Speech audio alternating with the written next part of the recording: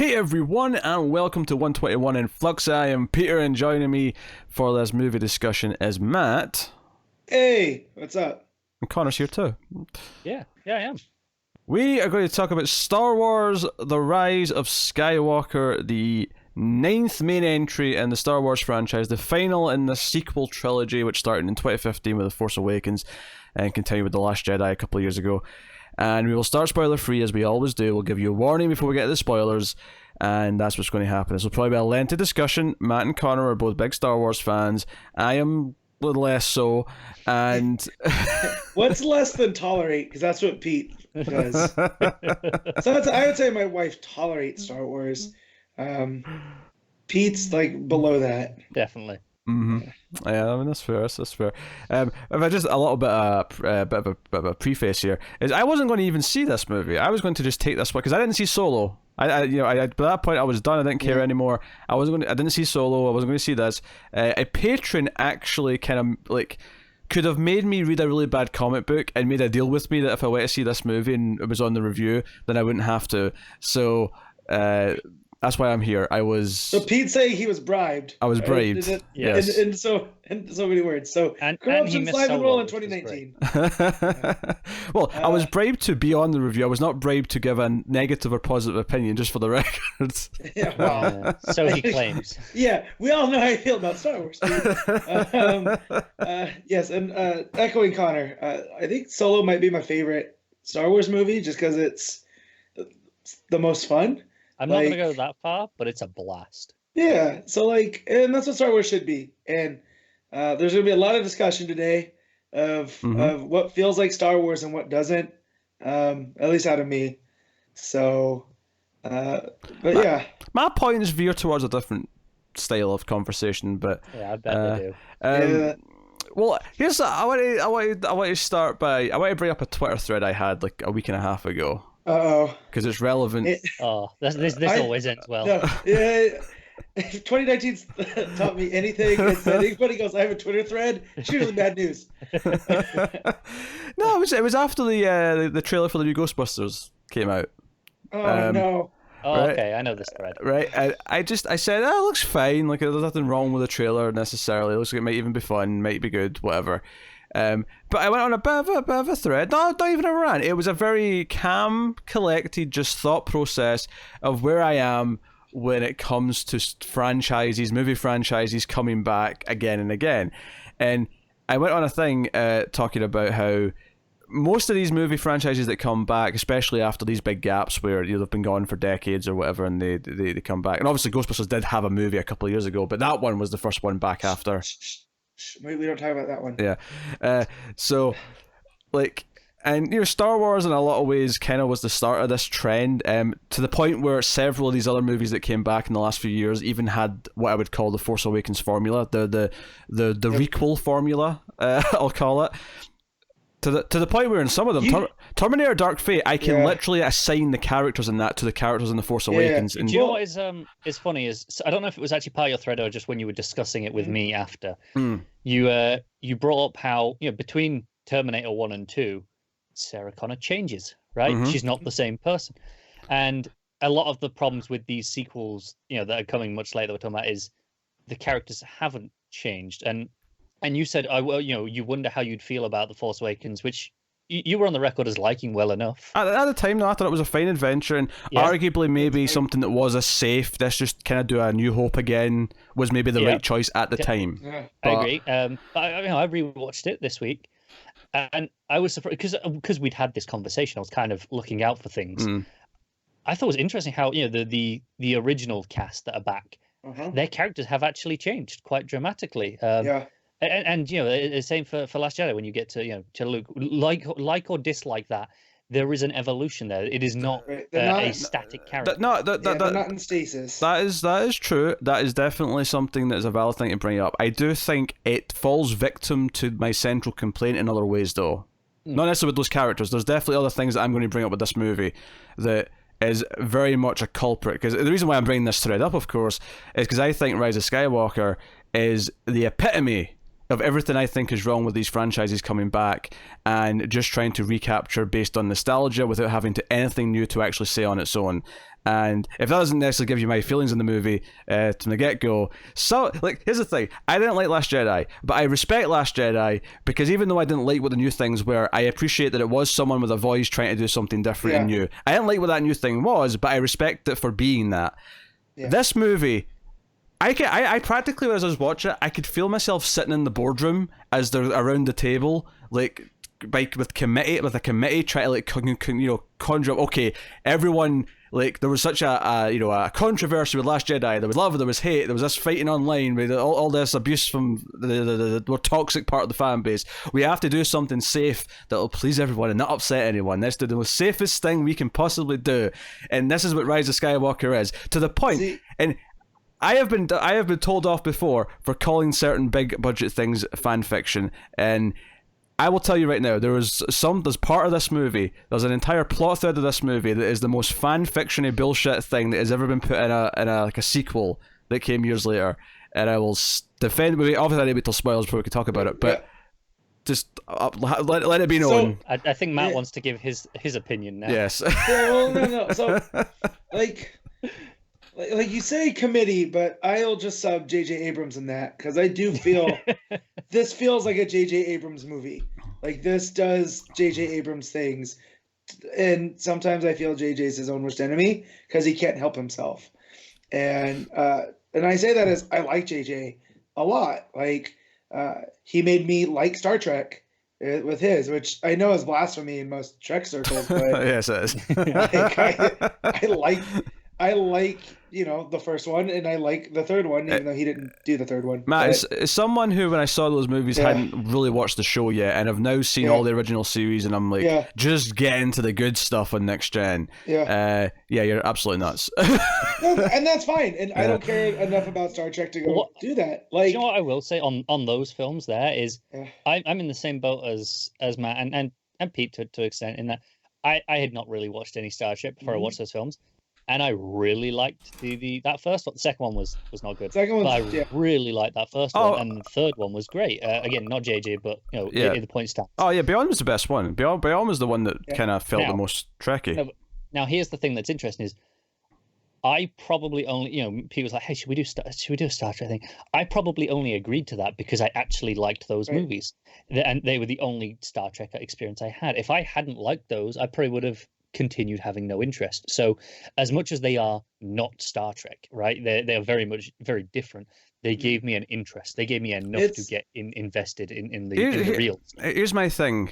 So the point I was trying to make anyway before I was bringing up Last Jedi and bringing up kind of how I felt about that is that I have a newfound respect for that movie after this. I still don't like it. I don't want to watch it again because I didn't enjoy it. But it's this weird. I'm almost with Pete on this, that having rewatched them all, and like I think I've probably watched Last Jedi the least amount out of them. Well, up until this one, which as a recording I've seen twice. But yeah, Last Jedi is not a fun watch it in most parts. Like, it's this very deliberate thing, and like, it's fine. And like Pete says, I have a respect for it. I'm glad Rian Johnson did exactly what he wanted to do. But there are parts of that movie that just I don't want to watch. Like, if I could just skip it. I loved that movie even more this time around. And there's parts of this that open up from that, and that's great. Like, I'm glad. I just, Pete brought up the committee, and I almost kind of wish there was more of a committee for these three films. I wish there was a Kevin Feige at play. I think what you're saying, Matt, is not so much. It's not so much you want a committee, but you wanted actually like a vision that was like maybe actually planning out the trilogy in advance and didn't make it feel so Frankenstein, to the point where I'm watching this movie and I'm like, I don't feel like any of this was really planned when they did Force Awakens. None of it feels like it really connects in or links in. Or I do feel parts of it were, because I do feel with the way Force Awakens ends, with some of the stuff that they do with Rey's journey, I feel that was always from the get-go. Some other stuff about Rey's journey, I just here's how you can't tell me that was planned. Okay, so one of my problems with this movie is that the pacing is kind of all over the place, very to an extent where it's far too quick a lot of the time, right? Not that it's slow, it's quick, and I felt like what happened here is that even though JJ wasn't planning to do a trilogy, right, because he was only planning on doing the first one and leaving, I felt like when he came to do this one, he essentially, like, to do his third movie, he had the middle movie he should have made to set up a lot of this stuff, but he didn't do the middle movie, so the first half of this movie is squeezing in everything that would be in his middle movie as well to sell it, because there's stuff that it just drops in the crawl at the start, and it just like, you know, so and so is back. That feels like a big deal. That's pretty egregious, but that's also, having just watched all the movies from October to now, I spaced them out for a friend that hasn't seen them before. That's kind of Star Wars, though. Like, they do that a lot. That was smart. I squeezed them all into about 4 days. Yeah, well, so I had a friend that she wanted to go see this one. Her only connection to Star Wars before October was she had gotten this 12-inch Stormtrooper, like, for lack of a better term, doll, right? It's like Barbie size, that then she fashioned Minnie Mouse ears for to take with us to Disneyland, right? So she named the Stormtrooper Jeffrey. He's become a hit. Like, people at Disneyland love Jeffrey. And so to her, all Stormtroopers are Jeffrey. So she wanted to go see this one in theaters. And I was like, well, you have to watch all the other ones first. So since October, we've got this. The only two we missed were Rogue One and Solo because of, you know, other schedules. Yeah. Right? Yeah. So, but as we were leaving the theater last night, right, this person's completely new to Star Wars. She goes, I think I actually kind of like these Star Wars things. And you know, said Rey's her favorite character. And again, this was a person that didn't grow up with it really. So I think that's coming from an outsider perspective. I think that's a good sign. It's an interesting perspective to have, for sure. It's one of these things, though, because just to go back to that Twitter that I had, because the main point I kind of, my sort of feeling at the end of it was like, people always say, okay, I always say I don't want any more Star Wars, but I've never been that, I like the original trilogy, but I've never been that attached to Star Wars. But, and I've said this to Connor a couple of times, that, but Terminator's my Star Wars. I love Terminator 1 and 2. They are my thing. They're my jam. They're my passion. I don't want any more. And it's not even that Dark Fate was bad. Dark Fate was fine. And it had some good qualities, it had some bad qualities, but ultimately, a lot of these movies... You're just tired. There's all of these movies that come back, there's a couple of key exceptions, but for the most part, they come back and they don't really justify their existence by being worthwhile on their own. They rely upon caring about the previous films. And some might make new fans and stuff, and that's cool, but I don't know if it's worth it. Like, to me, I'd rather the things not come back and we just keep making new things. And if that means that, you know, once, you know, certain generations die out, not many people care about a certain franchise anymore, I think that's okay.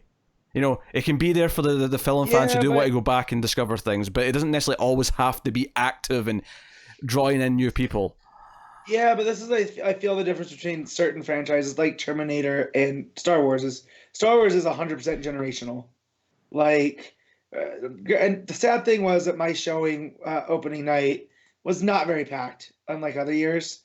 But mine was completely full. I think it was just the theater we went to that people were just like, oh, we'll go to the fancier ones and whatnot. Yeah. So, but there was a like generational thing at play where I saw what would I assume are grandparents with like their kids and their kids.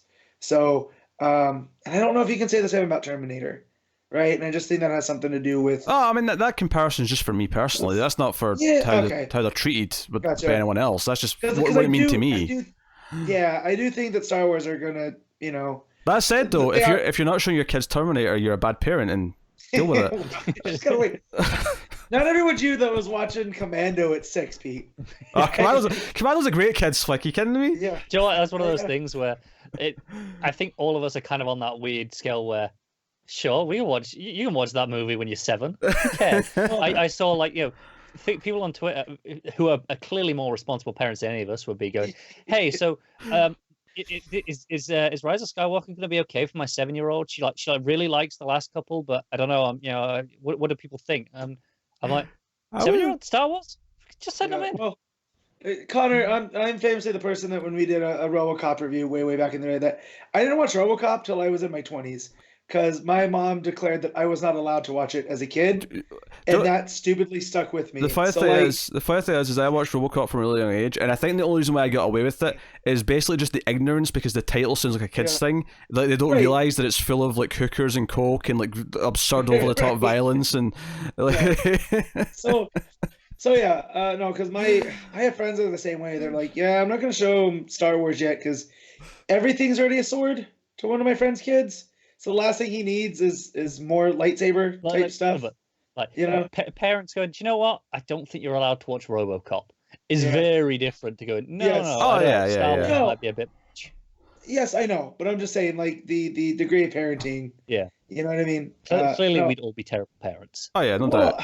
No doubt. My kids watch it as soon as they can open their eyes. They're gonna watch Star Wars. Are you kidding me? And then don't get me started on Indiana Jones. Like honestly, you know, I can remember watching Star Wars at like 4 or 5, like quite vividly. Yeah. So anyway, so we know how Pete feels.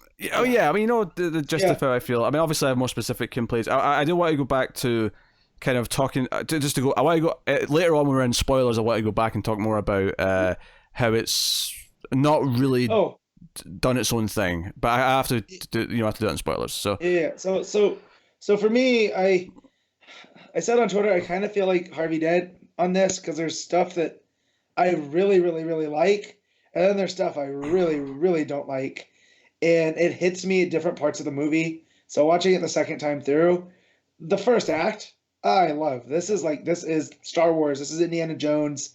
This is serialized storytelling that is my thing. And then once other stuff starts to happen, I'm kind of like, can I leave and come back for the stuff that I like? So like, I will say that I did enjoy the movie, but this is, as much as I don't like parts of The Last Jedi, I feel this is way more flawed than The Last Jedi. But I enjoy it more. It's weird. Like, I'd much rather watch this again and deal with the stuff I don't like than the stuff I don't like in Last Jedi. And Connor, how much did you love it? I loved it unconditionally. Yeah, no, I didn't. No, I'm kidding. Yeah. No, I've actually got some similar to that. There are things I love. Like there are genuinely some things I really love. Yeah. There is at least one thing that I hate. Wait. And there are other things that I hate, but not because of any reason in this movie. Yeah. There are things that I hate because of how they are in context with The Last Jedi.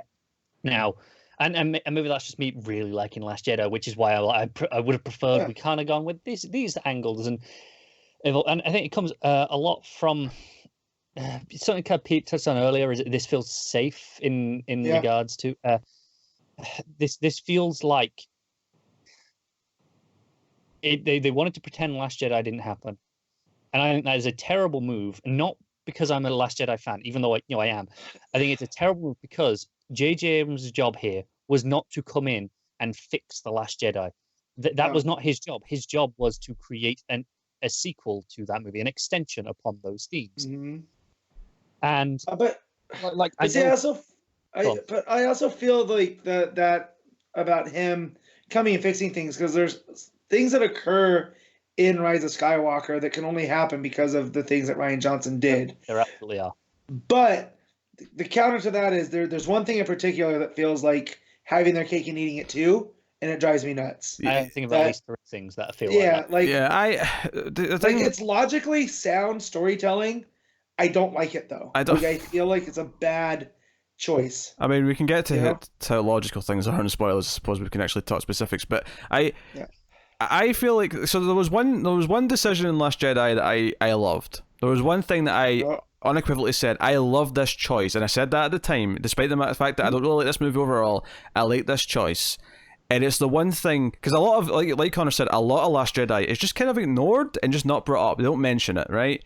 Down to the fact that there was kind of a romance in Last Jedi, which is barely even touched upon in this, and it's almost like one of the characters involved is just into someone else again, like without even really thinking about it.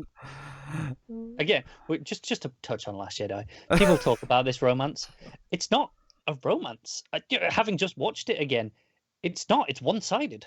There is no reciprocation. I mean, it's been I can't argue with this because it's been 2 years since I've seen Matt, it. you've seen it recently. Yeah, which one are we talking about? We're talking about Rose. Finn and Rose. Yes. Okay, that's what I thought. It's And then, absolutely one-sided from her. She's got a crush on this guy. It's all from her. But there's something that plays out in this one too that I feel applies to that. And, we'll get to some terrible moments and spoilers. I legit threw my hat and got yelled at by Ashley. I know I did that. Yeah, let's just say there's a moment towards the end of this film. For about 10 seconds, I was sitting there going, "Oh, please don't do this! Please don't do this! Don't do this! This is stupid." So our friend Mario, who we all joke about, he hates these movies. Like he is thriving on the hate for the Disney Star Wars films. Like he moderately likes the Force Awakens, but the rest of them. And then so I'm reading what he thought about the movie, and what I thought he got upset about was nowhere near what I thought he was going to get upset about. I saw this. I was like, really? That's your problem, dude. Yeah. And worth mentioning as well, Tim, who's on Screams After Midnight, also came out very negatively here. And Tim's also very hyperbolic. He is. I can't take what he says seriously. He does, but like he is seethingly negative on this, and seeing other people who are Star Wars fans be seethingly negative on this, and not for like the weird reaction that Last Jedi got, because Last Jedi had like the weirdest like reaction like of a lot of movies. Unpredictable, I think. Like the reaction to this one feels a lot more healthily negative, if that makes any sense. And just in the sense that the criticisms I'm seeing are genuine film criticisms of either it relying on nostalgia or the script feeling rushed, the pacing being too. People hating women. Yeah, exactly. It's too exposition-y, it's too this, it's too... There's a lot of problems in the storytelling, there's a lot of problems in what it's doing. It's not that there's a weird, like, oh, this is too SJW or whatever, like, which is ridiculous, and for all the complaints I have about Last Jedi, that is not one of them. And John, this is weird, is we're talking about, there's a lot of negative reception to this, and there is online that we're seeing in our circles. And hell, even critically, if you go to the Rotten Tomatoes, because I wasn't really paying attention to the build to this movie because I don't care. Star Wars. To be honest, I was going in blind. So. Yeah, it was actually literally just the morning I was going to see it. I saw a thread on a message board saying, "Hey, let's talk about the reviews for Last." I was like, I'm curious, right? And the Rotten Tomatoes score was like 55%. I went, that can't be right. Because I just assumed that it'd comfortably get in the 80s because it's Star Wars, right? I just assumed it would, and apparently it's lower than a couple of the prequels, which I was not expecting. And to be fair, if Rotten Tomatoes is not the be all and end all. If you include reviews that are only at their releases, the prequels are consistently the highest rated over any other Star Wars films, including the original trilogy. Which is silly on its own right. But I mean, that's dumb. But but here's the thing: the originals came out years ago. They don't have as many reviews because they're ancient movies, and Rotten Tomatoes doesn't exist.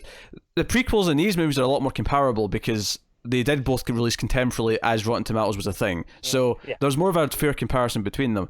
I will make this clear. The actual raw filmmaking in these films is highly superior to anything in the prequels.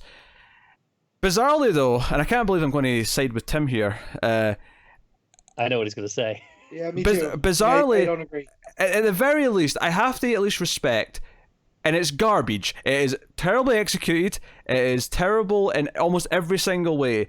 But in that sort of weird Tommy Wiseau making the room kind of way, you have to respect the fact that the prequels were very much one man's deranged vision. And they are all George Lucas's vision, for better or worse. Mostly worse. He's not wrong. He just compared George Lucas to Tommy Wiseau. What's interesting is, I mean, I'll get back to Rotten Tomatoes in a minute, but on that note, this trilogy, it could have done with the oversight vision. Whereas I think The Force Awakens was very much someone's vision. I think Last Jedi was absolutely someone's vision, but someone else's. A very different someone's vision. Right, they needed a showrunner, right? Like this is why especially now we're so conditioned with how TV is that you can have different people come in and tell parts of the story, and they feel different. I know you guys are reviewing The Mandalorian, but each of those episodes have a different feel, but they all still match, and I credit that to Jon Favreau. One of the things about this particular movie is that, obviously there's been a lot of jokes about how the movies don't really have much bite, and I think that's again that's because of these like nostalgia sequels and them existing because it's just we need to keep the franchise going rather than because someone's got a great idea, right? But this one in particular, obviously, as soon as Disney got Star Wars and they already had Marvel, so it's going to be like the Marvel movies. They feel like Marvel movies, and some people cracked that line about Last Jedi because of the jokes and the humor. Which, for the record, I actually think the humor in this one was the worst of the three. The jokes in this did nothing for me. To be fair, I don't think there's that many.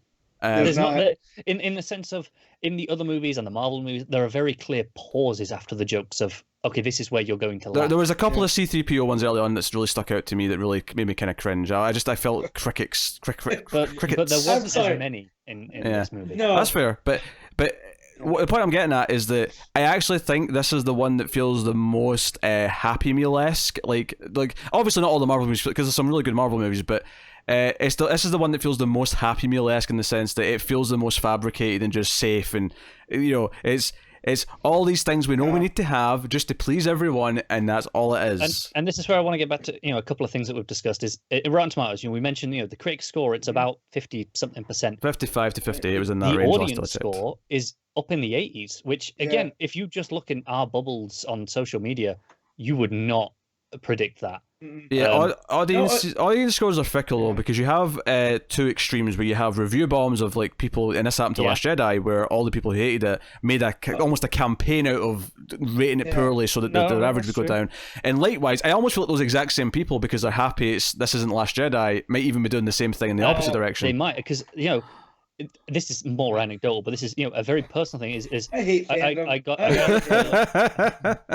it was 3 in the morning, 2:30 in the morning, whatever time it was. I got out of the midnight showing, and I went to the toilet, and I could hear two guys, and they goes, this was the first review, the first reaction I heard, because I was on my own in cinema. This is the very first response I heard to this movie was this guy turns to me and goes, "Told you JJ would fix it," and that sums it up. And I would like to add on. This is trying to fix it. I would like to add on here, because Matt happened to tell us about a T-shirt that someone he saw was wearing, or even his friend was wearing, that said "Make the Galaxy Great Again." And I feel like no, don't count that as a friend. That person, if they come across this, we are no longer done. The point I'm making though is that acquaintance. If you want to know what side of the argument you should be on, that shirt should tell you everything. It wasn't a shirt. It was a legit red hat. Oh, it was a red hat. Sorry, it was a red hat. Yeah, make the galaxy great. And I know what he's doing. And no, basically F yourself. That's where I'm at with that one. And this I just want to spiral this into slightly is this is a problem for Disney in that what they've just done shows that they'll buckle. Toxic fanboys win because they went because as much as people are torn on Last Jedi, and I love it. You could have followed through on that and gone right. Okay, we can do this without shitting on that. We can just do a sequel, and I feel this didn't, and it justified that toxicity online. And this is the other thing. This also feels very standard. This does not feel like the closing chapter of a trilogy. Everything in this feels almost just unique to this film. I mean, sure, there's a couple of character things that hold over, but for the most part, like when you watch Return of the Jedi, like we came into that third movie like, okay, we still have to deal. We just found out like Darth Vader was his father. We were coming into this. All this is still rising. They're still getting stronger. We have to beat them. I feel like this trilogy, they've actually won against the Empire or the First Order or whatever. Like every movie, like they're like every movie. They definitely didn't in Last Jedi. They were literally, on the run, reducing their sure, okay. But I guess what I mean is that when I came into this one, like we set up kind of like we just kind of switched to essentially the real villain, right? But the real villain was never really set up, and I will flat out say that they retconned a previous character. And they definitely did. And it's maddening. And that is one of those elements of why, frankly, JJ was the wrong choice to do this movie because, and it's not because I dislike him as a filmmaker or a person or anything like that. It's more he obviously started this off, and in his head he had some sort of vision for where it would have gone. And Rian Johnson came in and picked up that torch and went, okay, I see what you're doing. These are what my threads are. I think this needed a third person to go, okay, I see where you've gone with that, and this is where I'm going to end it. I think rather a big than fix, trying to shoehorn back in. I feel a big fix would have been if Johnson hadn't have said it right after Last Jedi, where it makes The Last Jedi feel like an epilogue to The Force Awakens and not a proper, Joe, sequel to. That's fair. Yeah, Joe, I'd also throw in here, I'd also say that when they got rid of Colin Trevorrow, I mean, who knows what that movie would have been like. That's what I want to know. They should have delayed it a year and gave JJ more time to actually develop this. Because I feel this feels rushed to me. This feels like they had to hit this date because they wanted to hit Christmas again 2 years later. And with Trevorrow, I really do like Jurassic World, but it's not a perfect movie. Like, I enjoy Jurassic World, right? but it falls into what I was saying earlier. It's a nostalgia sequel that falls into all these traps of we're just here because we care about it already, and it's fine in that context. But that's what it is. Right. So as I said about Trevorrow, he really only has one good movie with Safety Not Guaranteed. And then his other one, The Book of Henry, was, I guess, such a mess. Like, I haven't seen it, but I've only heard bad things. So I wonder if this was taking up all his energy and whatnot. And then, I wonder what he would have done. I just feel like once Trevorrow left and they went, right, we need someone else to do it. Yeah, maybe delaying it was the right call, regardless. But I just feel like JJ was the wrong choice because, of course, he has his own preconceived ideas from what he did in his film. And I think he's entitled to disagree with what Rian Johnson did because, but ultimately it wasn't, it was okay that he disagreed because it wasn't his job anymore. The funny thing is that every time he was asked in interviews, like you saw like quotes saying, "Oh, I love what Ryan did in Last Jedi. Last Jedi is so important." But I think that's still true. Well, but you watch this movie, and I don't feel it in the movie at all. I feel that this movie outright contradicts it, ignores it, and retcons a couple of key things to the point where it just there's literally a scene where a character kind of just speaks in the opposite terms that they did last movie because that's just what the movie wants to do now. Yeah. There are legitimate digs at that movie where there is one specific event. Well, there's a couple, but one in particular that stands out. And someone says a line that was like, "Hey, screw you, Last Jedi," is basically what it felt like. Well, the Last Jedi's message ultimately was you have to let the past die, even if you have to kill it. Like, and then this movie goes, no, we like the past, we want the past, all the past. Right. I mean, I don't necessarily agree that was the ultimate message of that movie. I think the ultimate message was, it is. Sometimes it's okay to fail, and when you do fail, you learn and you get better. Oh, okay. I mean, we could argue what the ultimate. I mean, maybe that was the wrong phrasing, but I think one of the messages of that movie is about letting the past die and doing new things. Okay. Yeah. Well, I'm saying that's where I'll disagree with about JJ completely retconning stuff because again, there's things here that he does take threads from. There is. I think it's the key relationship between Rey and Kylo. Absolutely, is an extension of that movie, 100%. But yeah, so I do feel that he liked those, but it didn't work with the story so he kind of swept him under a rug. Yeah, there's definitely some characters. That is a problem. There's some characters that get shafted because of it. Like I think a lot of the characters get shafted. I think both Poe and Finn feel so small in this movie compared to what they felt like they were being set up for in the first one. What bothers me more about Poe is that Last Jedi, he learned a lesson from his failure, right? That was like a big deal with Poe. That was one of the central elements of that movie was his failure. Him and Holdo. And he his whole thing was he has to learn. He has to think of the bigger picture. He can't just get in a ship and blow shit up.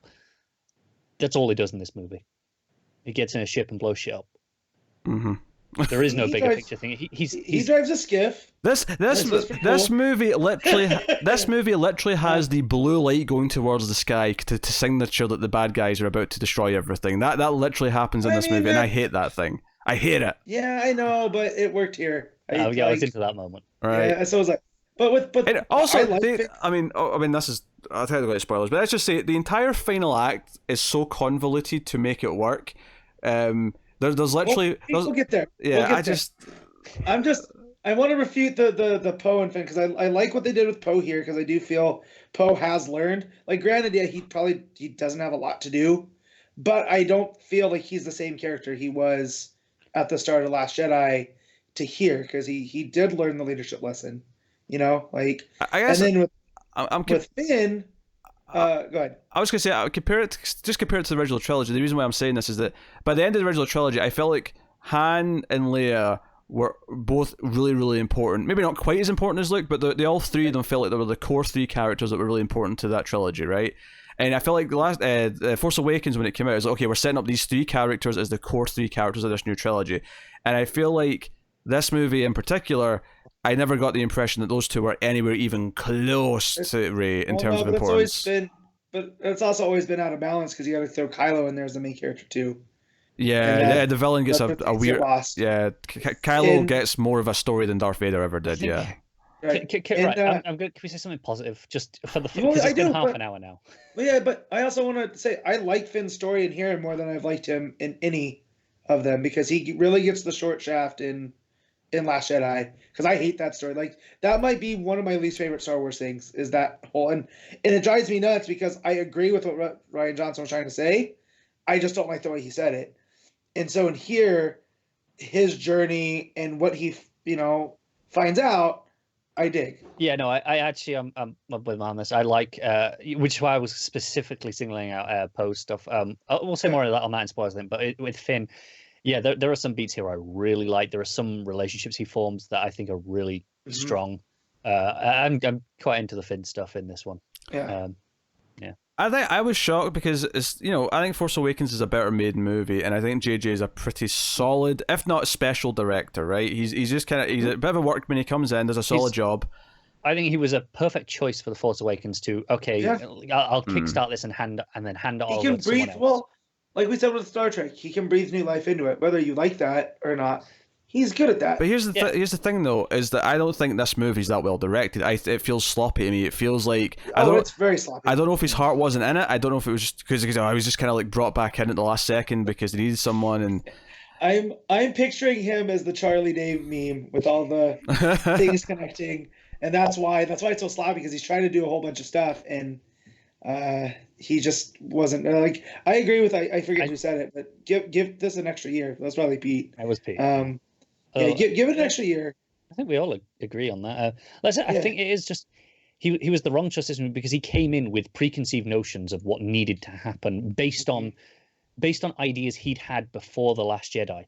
Whereas if you'd got someone new in who had to build on The Last Jedi, while they might have had preconceived notions of this is what I would have done, they'd have gone, okay, but this is where we are and this is what we're going to go from now. And that's what I feel why Trevor walked off, is I feel like he was trying to do that, and it didn't work. It didn't fit in with what Kennedy thought was going to happen or whatever. And I mean, we'll never know. It's been pretty amicable because people have been like, "Oh, I've seen Trevorrow's script, and this is what it did," and he's actively refuting people on Twitter, going, "What script did you read?"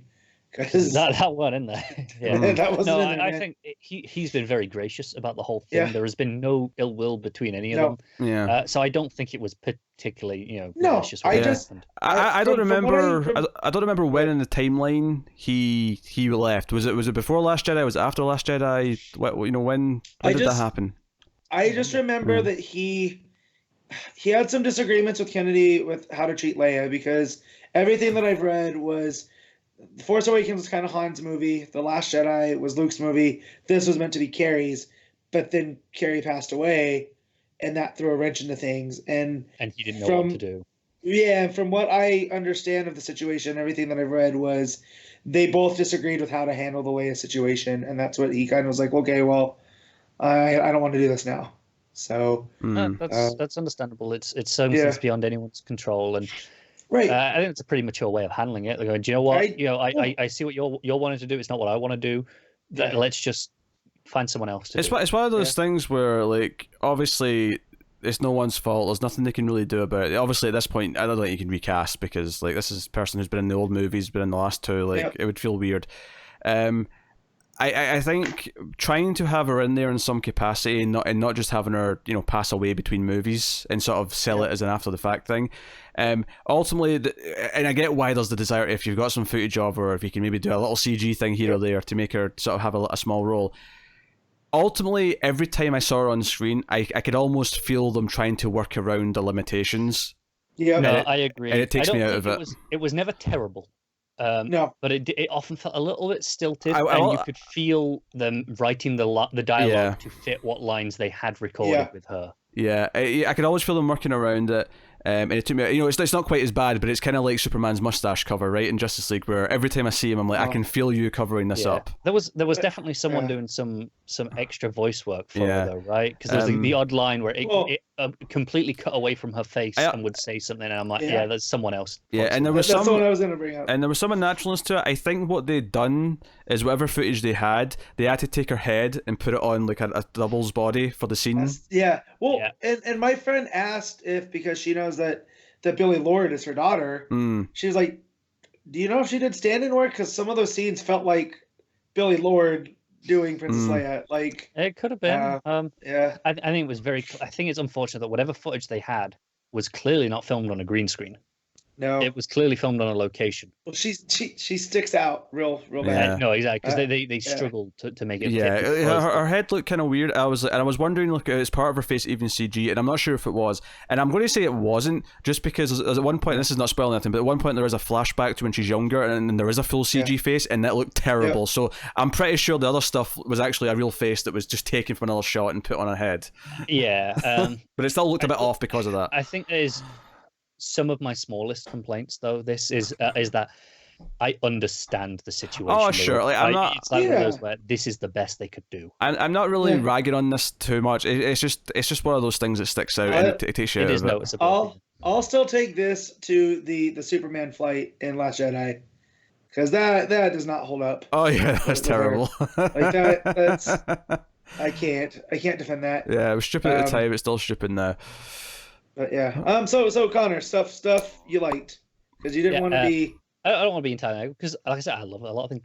I love every time the trio are together. Yeah. They all three again, because we haven't got that of all three of them in any movie before this. From the time you see them together, and you see like Poe piloting the Falcon, which is something I really like. I almost went into this movie with a checklist of things I wanted to see, and this might be part of the problem. Yeah, I think they were trying to make sure I checked off my checklist. Yeah, I'm pretty sure they had their own checklist, and that's the real issue here. I know, but I also feel, being the target audience of the kind of older fan, but not that old, like generational, like I wanted to see him. Like, I got to see him fly a TIE fighter. I got to see him do the X-wing. I want to see him fly the Falcon. Here's the thing: him flying the Falcon, it doesn't feel like a checklisty. I mean, it's a Matt personal checklist. Don't get me wrong. Yeah, but that doesn't feel like we need to have him fly the Falcon. And maybe they did, but it doesn't feel unnatural having him fly. We'll have the other checklist stuff later in spoilers. Like that first scene where he gets off the Falcon and he's talking to Rey, and they've got this back and forth. I'm like, oh, this is great. And then Finn comes in and judges him, and they're off together on missions and stuff. They have great chemistry as a trio. They do, and so like that whole entire first part up until where they end up on the Death Star wreckage and whatnot. I love all that stuff. This is like Indiana Jones episodic. Like, well, actually, this is my wheelhouse of things. Fair enough, Matt. That was actually my bigger problem with it. Is not only was there too much exposition and too much stuff going too quickly, I felt like everything was on fast forward because they had to get through so many of these pieces. But it did really feel like scavenger hunt to this to other scavenger hunt to this other scavenger hunt, and it was only really 2 or 3, but it really felt repetitive to me in the first chunk of the movie, and I felt it. Yeah, it's very Spielbergian, which is, I'm finally excited to say that that JJ got to do a Spielberg thing. Like extra this time. Like, it's Super 8, but Super 8's still kind of its own thing. But here it's, again, very Indiana Jones, and there's this MacGuffin, and that's kind of what the whole movie revolves around. And I understand like why Pete it didn't work for him, but it really worked for me. I think my problem is there was like 2 or 3 MacGuffins in this movie, and they're all new. Like, none of them were even teased in previous films. It was just like, here's your little pyramid MacGuffin, here's your dagger MacGuffin, here's. Well, they're all related to one another. They're the pieces of the. There was also it felt like parts of a whole. There was also a lot of things in the first half, especially, that felt like they were there just to pad out with more plot. Where we didn't need to do this thing because they just undid it like very quickly, like a couple of scenes later. I'm intrigued as to which things just talking about. I'm assuming you can't tell us yet. Nah, they're all full spoilers. But okay. So I mean, that's the thing. They did notably put in a couple of cameos. I noticed John Williams in there in a cameo. Yeah. And his dope eye patch. I noticed the guy who plays 3PO as one of the pilots at one point. Daniels. Yeah, there was There's a. I'm not going to spoil who it was, but there's a pilot later on that I was like, oh man, That was cool. Yeah.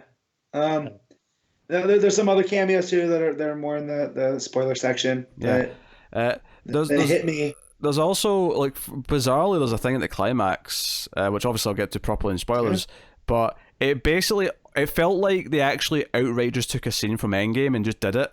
And the weird thing is they couldn't have, because because of when these movies were being made, Right. Yeah, there's no way like they did. I mean, unless they went back and reshot, like, oh hey, no, we saw Endgame. We'd have heard about those reshoots. Let's go quickly reshoot this one line just so that we can have our Endgame moment. But and Connor's not seen Endgame, which is really funny. I don't actually know what you're referring to here. Yeah. I'll put it this way, Matt. See when I get to it, I'm going to say the Endgame version first when we get to that point in the movie. Okay. I genuinely, because again, maybe this is a problem. I don't know. But, I haven't seen it, so this obviously didn't affect my experience. Yeah. Whatever this specific problem Pete, is it on your left? Is that what you're talking about? No. Okay. I'll say the Endgame because it's not like it's a spoiler for Endgame at this point to say this. I'll just say I am inevitable. I am Iron Man. Yeah. That moment happens. That literally is the final moment of the conflict of this movie. That moment? And I know we're trying to be positive, but just about everything with the Emperor drives me up the wall. And I thought we were saving that for spoiler. I'm just saying, it's like an itch that you can't reach, right? Like, I'm trying to wrap my head around it. Okay, to be fair, he was teasing the trailer, so I guess we're saying that the Emperor is not a spoiler. But I will say, so the one thing I'll say in this about the spoiler-free, right, is I don't know how true this is. I just saw this randomly online the last couple of days, but I did see someone say that apparently his inclusion was like a fairly late change. Like, he wasn't originally in the movie, and it was like a change. And I don't know if that means that, like, you know, originally it was meant to just be like Snoke or someone who was in this role, or it was meant to be whoever. Like, this changes my perception of what happened then, because I think that's one of the biggest problems with JJ coming back here is I think the role that he is playing is, I'm fairly sure, the exact he would have just had Snoke playing. But presumably if he did the second movie though, he would have set it up properly so that it wouldn't have felt as Emperor's back. Yeah. Exactly, and it happens in the crawl, like that. Yeah, that's infuriating. Yeah, don't get me wrong, I didn't necessarily mind it just saying in the crawl Palpatine is back, but I expected the movie to kind of elaborate on it a little bit at some point. and that's what I'm saying. That's kind of Star Wars, but then when I'm thinking about it, I'm going like, well, yeah, no, the only point, and then we don't get any cool, like, because in the crawl, I don't know if this counts as spoilers or not, but it says a mysterious transmission is heard by the galaxy. Let's hear that transmission. Yeah, we never hear it. Right? Like, yeah. So, you know what's interesting actually is it plays like it doesn't. That no one's heard that, because there's a moment later on where they react to something. With regards to him, and I'm like, wait, is this the first they're hearing about it? But it was in the opening crawl. So I say all that stuff with the Emperor to say that it's stupidly counterbalanced in my brain with everything that comes because of that, because of certain moments that happen. I get really stoked for that third act in parts. So like, so that's my problem with this movie is like the middle part, it's just there, but everything that happens in the third act, it's so big. Do you want to know my biggest problem with the third act, which is I mostly enjoy the third act. I'm with you. Adam Driver doesn't say a single line. No. Like after his big sequence about 2/3 through, and it's a great sequence. We'll get there. I love that. We'll get there. He says nothing. He's in the third act. He's around and he has an impact to a degree. Right. He does not utter a single word of dialogue. Yeah. Not one. And I'm like, you're wasting Adam Driver here. Yeah, he's probably your strongest actor in these. As good as Daisy is. I like all the cast. I think in terms of actors, so do I. It's a solid cast. But Adam Driver is a cut above. You do. Well, it's like having Dunkirk with what's his name? Bane. Help me out, guys. Tom Hardy in Dunkirk, where you got him and you put flight goggles and a mask on him and don't have him say much. Like, you're robbing us of a Tom Hardy performance, Nolan. Like, come on. But it's okay because Tenet looks amazing. So just on Tenet. Because I went to IMAX, I got the prologue, not just the trailer. There's like a 5 or 6 minute prologue full scene. Holy shit, that looks incredible. Yeah, the full trailer was good. This prologue was better than that trailer. Yeah, I know, I'm just saying the trailer was good. I want to make you excited. Yeah, I'm not excited, I'm just annoyed that you saw something I didn't.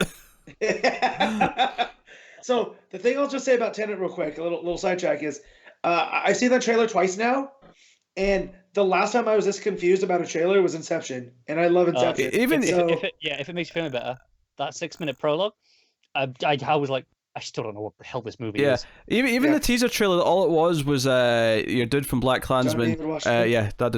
Him walking and looking at this bullet hole in the glass, and then just walking kind of weirdly to another one. Even just that on its own just felt so weird that I'm like, I'm in. What's going on? I'm in. Like, well, it's Nolan not doing boring Dunkirk, so I'm in.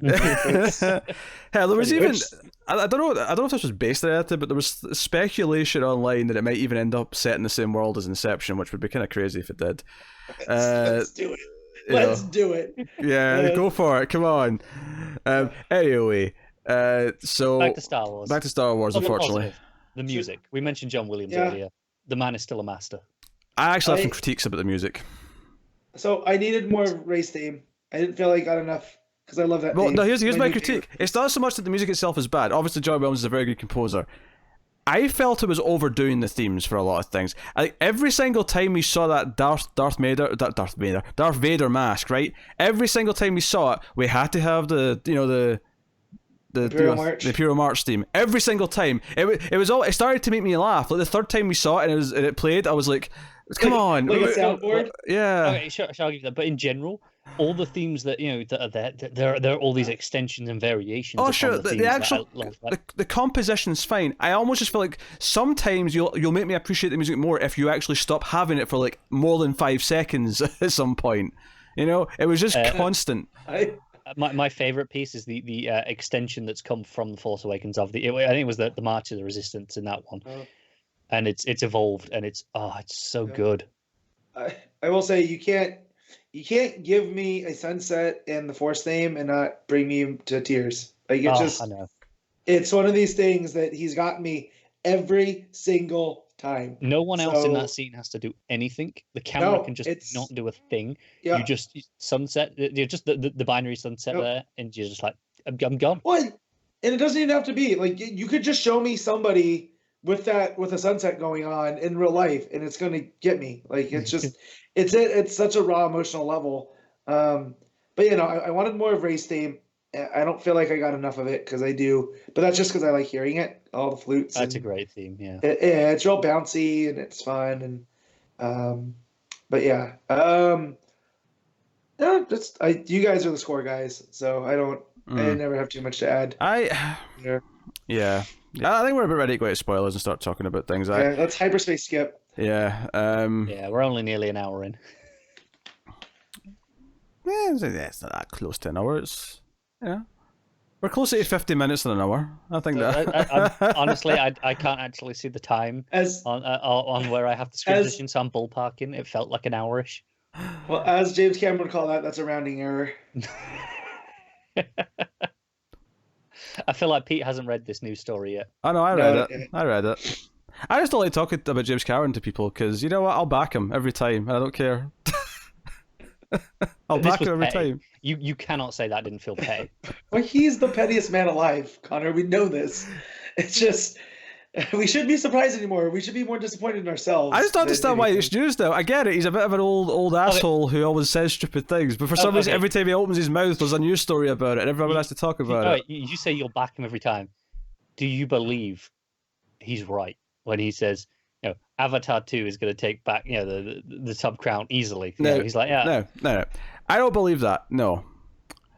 But nothing would bring a smile to my face more than if it turned out to be true. I would relish in Avatar 2 taking the top crown, just for the sheer humour of the fact that he came back and did it a third time. In a row! In that regard, it would be funny. But it's just not going to happen. It would be gleeful. Never doubt Jimbo. Never doubt Uncle Jimbo. All right, never doubt him. Oh, I'm doubting. Never doubt Uncle Jimbo. Let's be real. Drunk Uncle Jimbo needs to go away for Christmas. No, he needs to keep working on his movies so we can get Avatar too. I want my underwater I want him Avatar. to get these stupid Avatar. No, I want these stupid Avatar movies to come out so I can get True Lies 2. All right? He brought up True Lies 2. I want it bad. I like how you think he's going to be alive long enough to do that. Well, we already know he's downloaded his consciousness into that machine from Black Mirror, so we'll get James Cameron 2.0. Yeah, that's fine. It's fine. Yeah. Like. Yeah. All right. So just before we go into spoilers then for The Rise of Skywalker, I keep forgetting the name of this one. I don't think Rise of Skywalker is that memorable a title, to be honest. It doesn't roll off the tongue. It doesn't. Particularly. It doesn't, but I like how it has the R there, like the other. Do you know what, I think the reason why it doesn't roll off the tongue as much is that it's 4 words as opposed to 3 for the previous 2 movies. Well, just make it Rise of Skywalker instead of or The Rise, because I don't know what the actual title is. Right? Is it Return of the Jedi or The Return of the Jedi? That's just Return of the Jedi, I'm sure. Yeah. So yeah, it's just been Star Wars Rise of Skywalker. Yeah, actually sounds way better. That would have been way better. It sounds better. Yeah, that is actually. I can't believe we're petty enough now to be complaining about the title. I know, but here's the thing.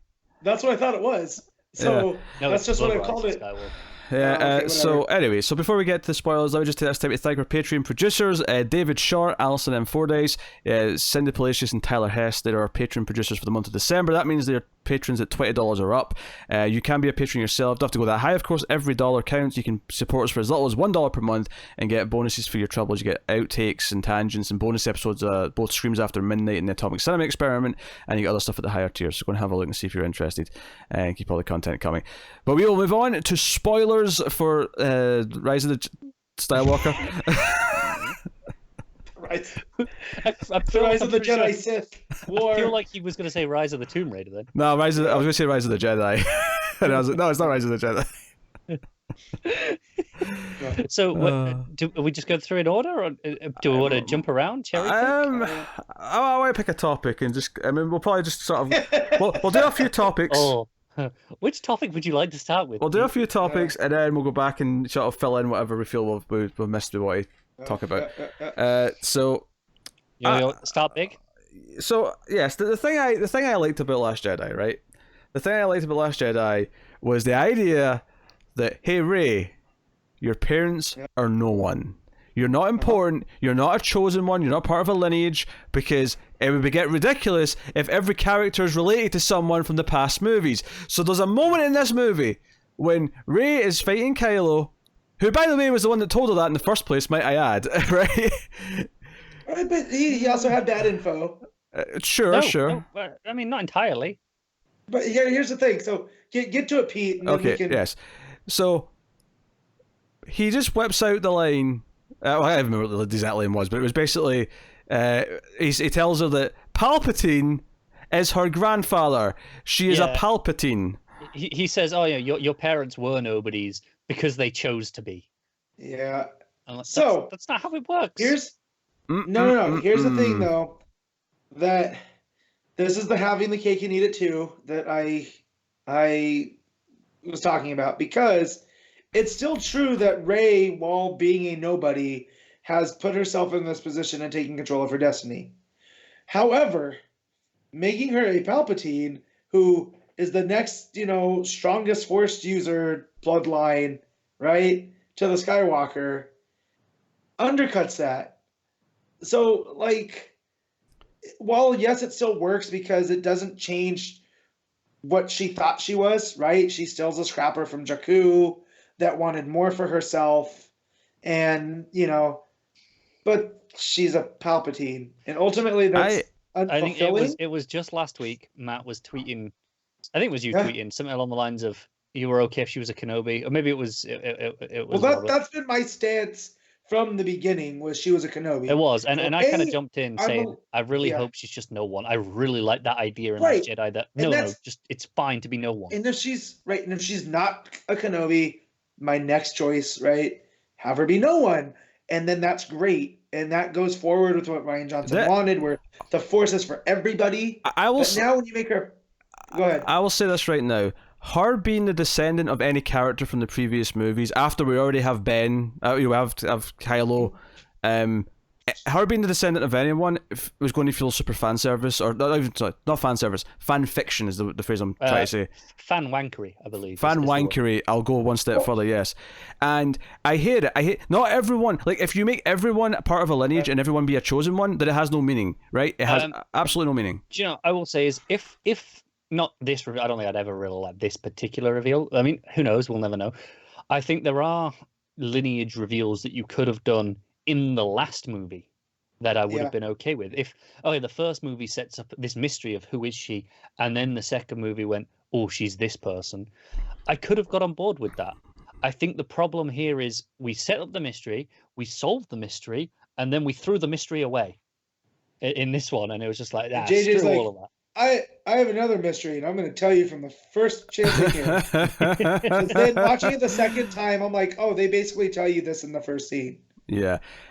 You know, like, this was the moment, because I wasn't really enjoying it, because the pacing and it felt rushed. You know, it was all these like sort of filmmaking problems were really in the way of the movie up until this point. This was about halfway through. When this line dropped, the reveal that she was Palpatine's granddaughter, that was the moment where I almost started laughing, because okay, now I think this is laughably bad, and honestly, I get it. My heart sank when they said that, because there's a moment where he's building up to it. I was like, oh, please, because I didn't want anything at this point. I said I wanted it to be nobody. I was like, please don't say anything. Please don't say anything.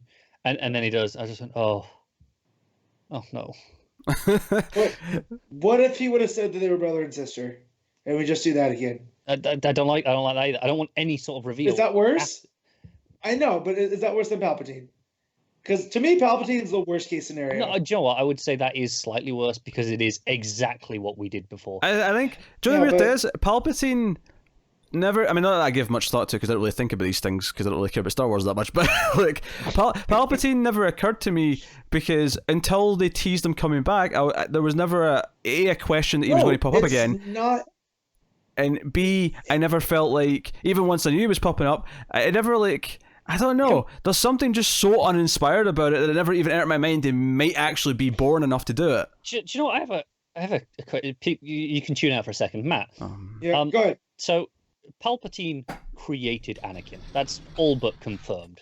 This is okay. So we say that, but we don't know. Yeah, okay, but let's go with the hypothesis that he did, and you know he I explained this to Ashley last night on the way home. So yes, right. So let's go ahead. So he messed with the Force and and created life. It's the whole Darth Plagueis scene from Revenge of the Sith. So did he do that again with someone else? And that's what this granddaughter is not biological, and it's more just a because from what I get to it, Palpatine bangs. That's what I got. Sheev has fun, does he? Yeah. Right. Okay. So I'm gonna not go so crass, but yes, Sheev Fs. This is what we're getting. This is what I was wondering, because if it's that route, then I mean it's weird. We'd never seen him with a single woman. It's weird, but sure, whatever. I can buy it. He's the Emperor. Do whatever the hell he wants. Because if this is the case, if he created Anakin, right? Anakin knocks out Padme. They have the twins. The one of the twins has Ben. Yeah. Why not just go after Ben? Right. And then this is why this solves this. If it was the same way, no, he wants the actual bloodline. He wants the actual Palpatine genetic package. Yeah. Because otherwise, I'm thinking, I mean, does that technically make Anakin a Palpatine as well in that regard? Well, that's yeah. So from what I understand, I have these all. I need to read them. I guess the soul Darth Vader hints at this. Right. So yeah. And whatnot, but yeah. So that's why it can't be like, that's why he wasn't choosing Kylo. And here's the other thing, Palpatine goes full on Ra's al Ghul, which part of me appreciates, because this is why Damien was created by Morrison, right? Was to have that you're gonna take over for me. Yeah. I'm gonna inhabit your body. Yeah, you're the vessel. So, anyway, right. So here's the thing: everything with Palpatine in this movie is garbage, and that includes the first. Because this is the thing: there's a moment at the start. There's like a slow motion scene of Kylo like tearing through people to get to his MacGuffin, right? And it's the sort of thing where this could have been in the opening crawl, because nothing really happened. It was just him, sabering random people, and that was it was fun enough to watch. It looks cool as shit. Right? Yeah. Like I like watching. But he has a hell of a Uranog, Pete. I just want to say, Pete, you're always like, show us, don't tell us. They show it us. Tell us, don't show us. Okay, sure. I'm not saying that I want everything that's action-packed to go in the opening. I'm saying that this was the very first thing. There was so little to it and you otherwise had in the crawl Palpatine's come back and then never talk about it the whole movie. Like, no, that is weird, and I kind of love and hate Palpatine's response to for the record, I just want to say, for the record, I'm not saying I want the opening crawl to say he tears through people with a lightsaber. I'm simply saying they can just say he's tracked down the device that will lead him to, the Emperor. He's Okay. Again, tune out real quick, Pete, because we're going into some Star Wars lore. Oh god. Okay, Sith planet. That's where we're going, right? Right. It's Moraband, right? Like this is what we saw on Clone Wars. Yes, Morab. Is that what they call it now? I'm in my head. Moraband. But they flipped it. For some reason, I thought it was Malachor, but that was a Rebels thing. And that's the other one. So here's the thing. That was the homeworld of the ancient Sith of Darth Bane's era, right? Because we see Darth Bane in Clone Wars, which cool for it. Bane! So this is Exegol. Not that Bane, other Bane. This is Exegol, which I think is even older. Because there's a statue in the back that looks like Darth Nihilus from the Knights of the Republic 2 game. Could be wrong on that. Sorry, I brought this up. So I'm assuming this is more. Again, we're going into some deep lore here. This is the Sith as a species and not a religion at this point, whereas Moraband is more than they're a religion. Which I will always prefer the Force and all that stuff to be a philosophy than a biology. Well, that's it. The Sith were so there is a Sith race who not all were Sith ideologically and dark-sided. They were just another race, like or whatever. Take your pick. Right. So those people then, those people in the arena, or were those all? No. Or were those all Dark Force? I hate this shit. I wasn't even sure those people were real, to be quite honest. I didn't either. And then in watching this one, when it starts to go bad for the Emperor, they all start getting torn apart by rocks and stuff. So they all start screaming and shit and freaking out as if, oh no, we're all dying. This is my main problem with the Emperor too. Is Darth Bane looked cool as hell on Clone Wars when Yoda went to go consult, and from what that taught us is that the dark side, you can be a Force ghost, but you haunt a place. You're tied to a place, right? You're tethered, yeah. Right. But instead, we decided to Frankenstein Palpatine for the last, 40 years? I'm not even certain if he died. Like, did he die and then was resurrected, or did he just not? Because obviously, technically, we never saw him die. We saw him fall down the shaft, and who knows what happened after that. There's an implication that he died for sure, obviously. Right, he explodes, Connor. He does. Right. But no. You think the Force is your ally? You merely adopted it. I was born in it, molded by it. The dark side will dominate the light. The shadows betray you because they belong to me. Shut up, Pete. We see an explosion. Connor.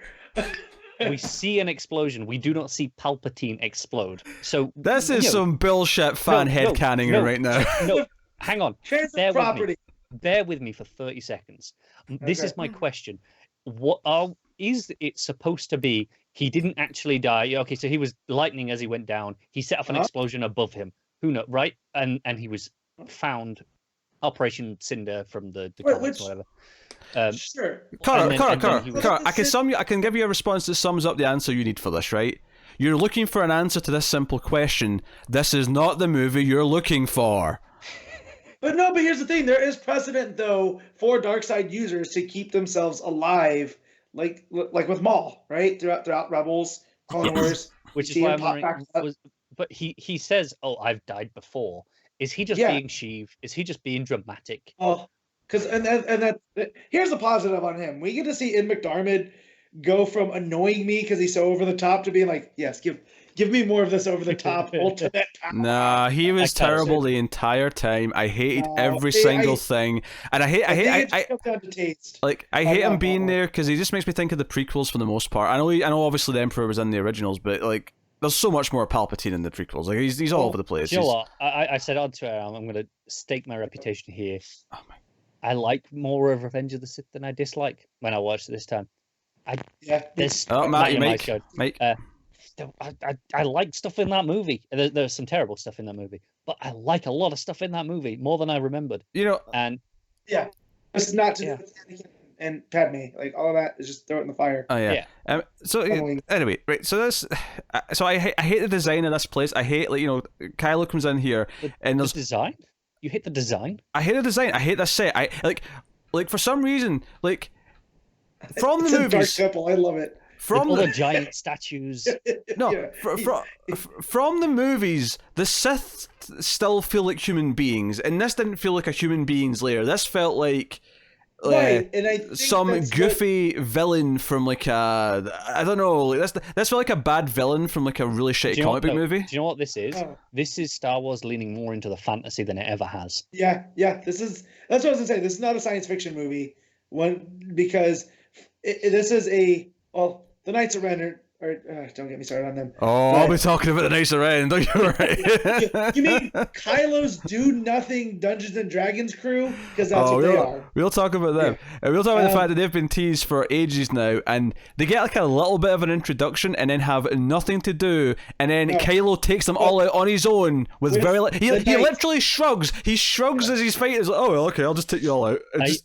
I can't wait to read the comic. I think it's Soul is doing that.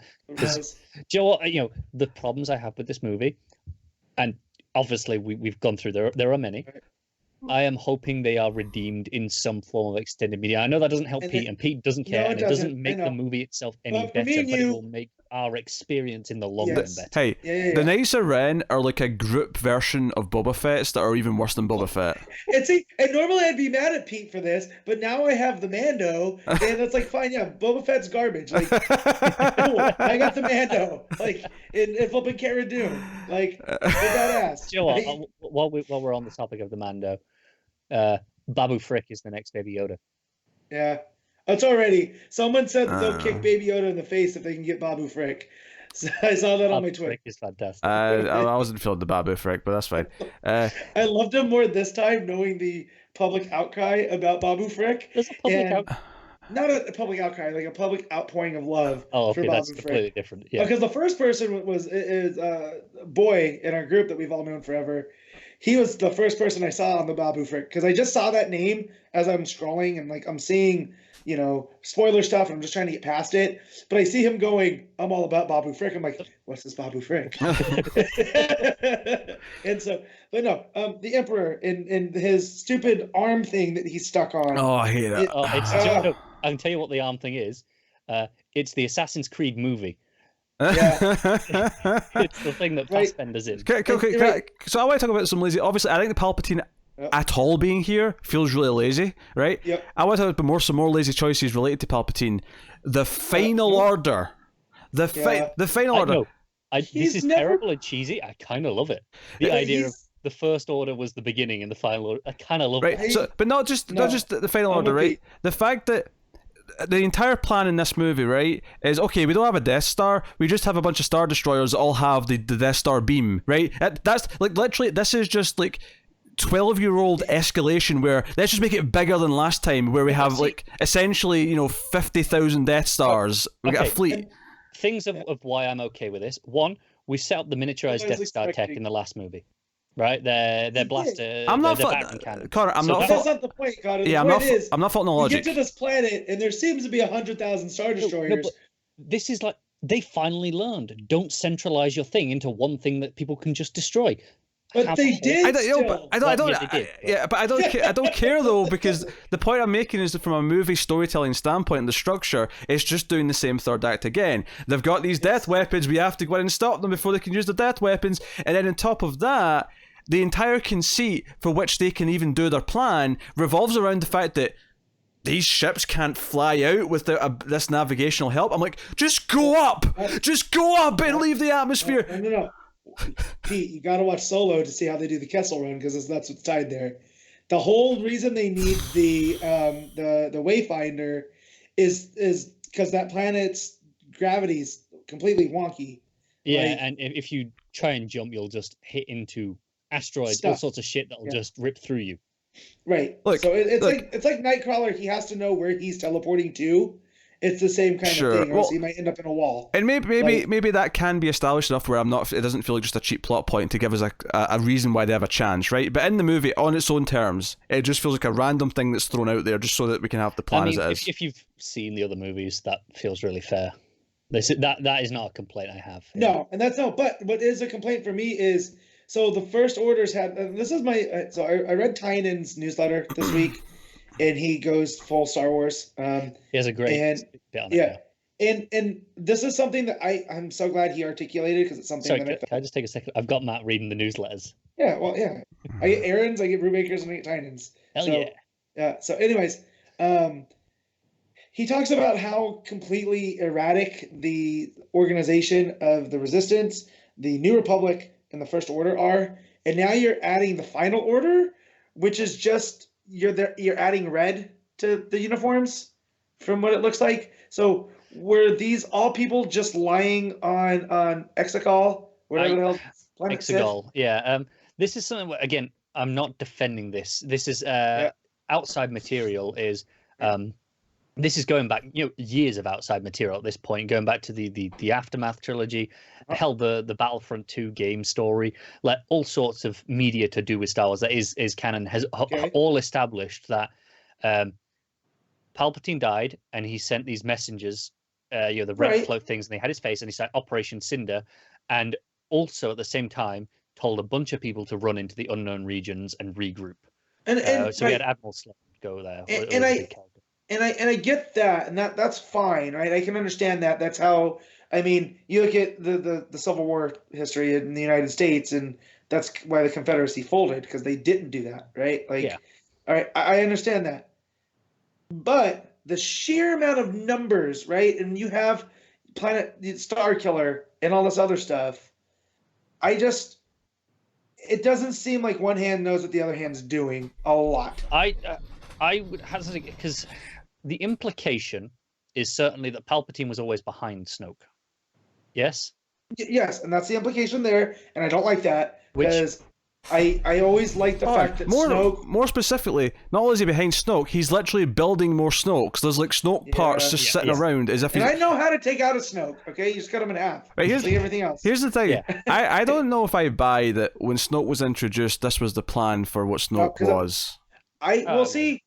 I don't think so, but James has been onto this. Our friend has always said that Snoke was Palpatine. To be fair, if you look at it through that lens, there's a lot of dialogue that you go, that sounds like Sheev. Well, and then too, and this is comics, so Pete's not going to care, but in the Tom Taylor, it was the Snoke one shot, and it's very Palpatine-esque dialogue. It absolutely is. To a fault where you go, if this wasn't in someone's mind, this is weird. Right. So, but I still don't like that because I like the idea of the dark side not needing the Sith. And this only reestablishes that it's always the Sith. Like, you know what I mean? Basically, the First Order was Palpatine the whole time. The Final Order is not something different to the First Order. It's just a rebrand, essentially. It's the next phase of his plan. It's just the next part of it.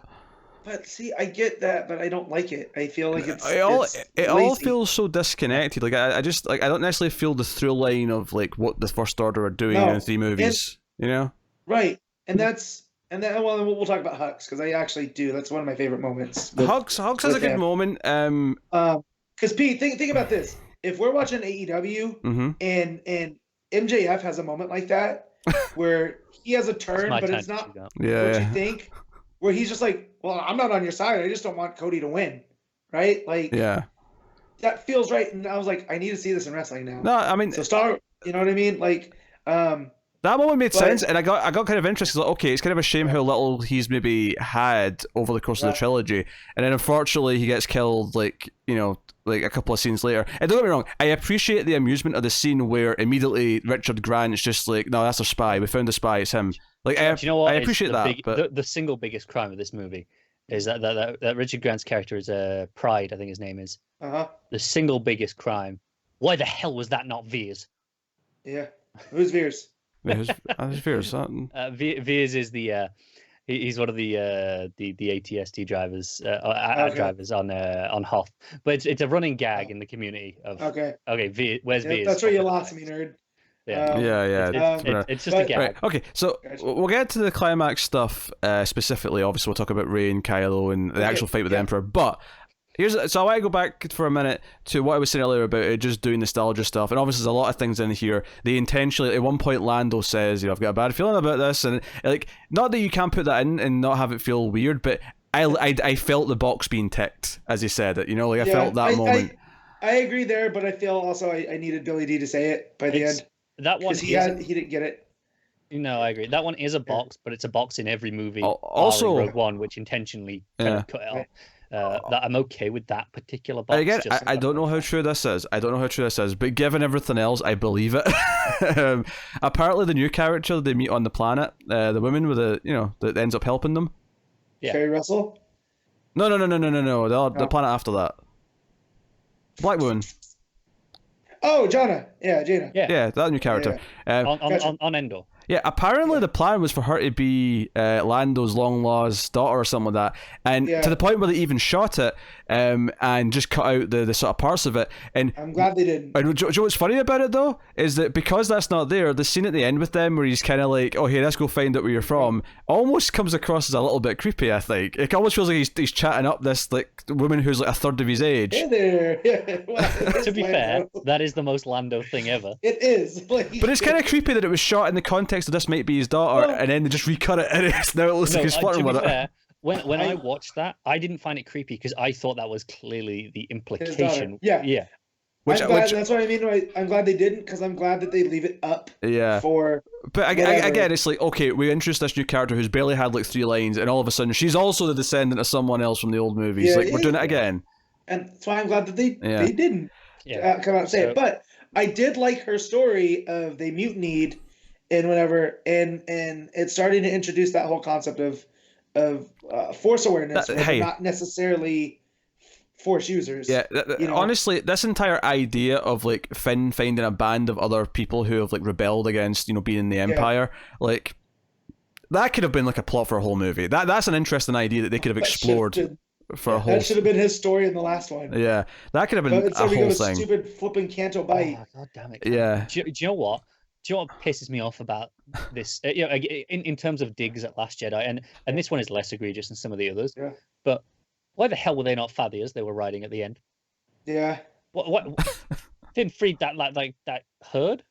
Let's use another Space Force. Yeah. Go get the Fathiers. I don't know. Anyway, so here's the thing. Can I complain about Zuri Bliss real quick? Huh? Go on. What? Carrie Russell. Okay, right. Yes. You're gonna cast Carrie Russell and hide her face from me? How dare you, JJ? I'll be honest, I didn't know that was who that was until after I saw the movie. I applaud them for not feeling they need to have a face as much as you'd like that because it's Carrie Russell. I get that. Yeah, she seemed pretty likable though. I think like again she could have used more. She could have used more time. But I think out of the new characters in this movie, she maybe gave the most of an impression of who she was, and I kind of liked her a bit more. She had a good stuff with Poe, and actually it was around that area that had probably my personal favorite laugh of the movie was the others learning that Poe used to be a spice runner, and they're like really judgmental, and he's like, "You were a stormtrooper."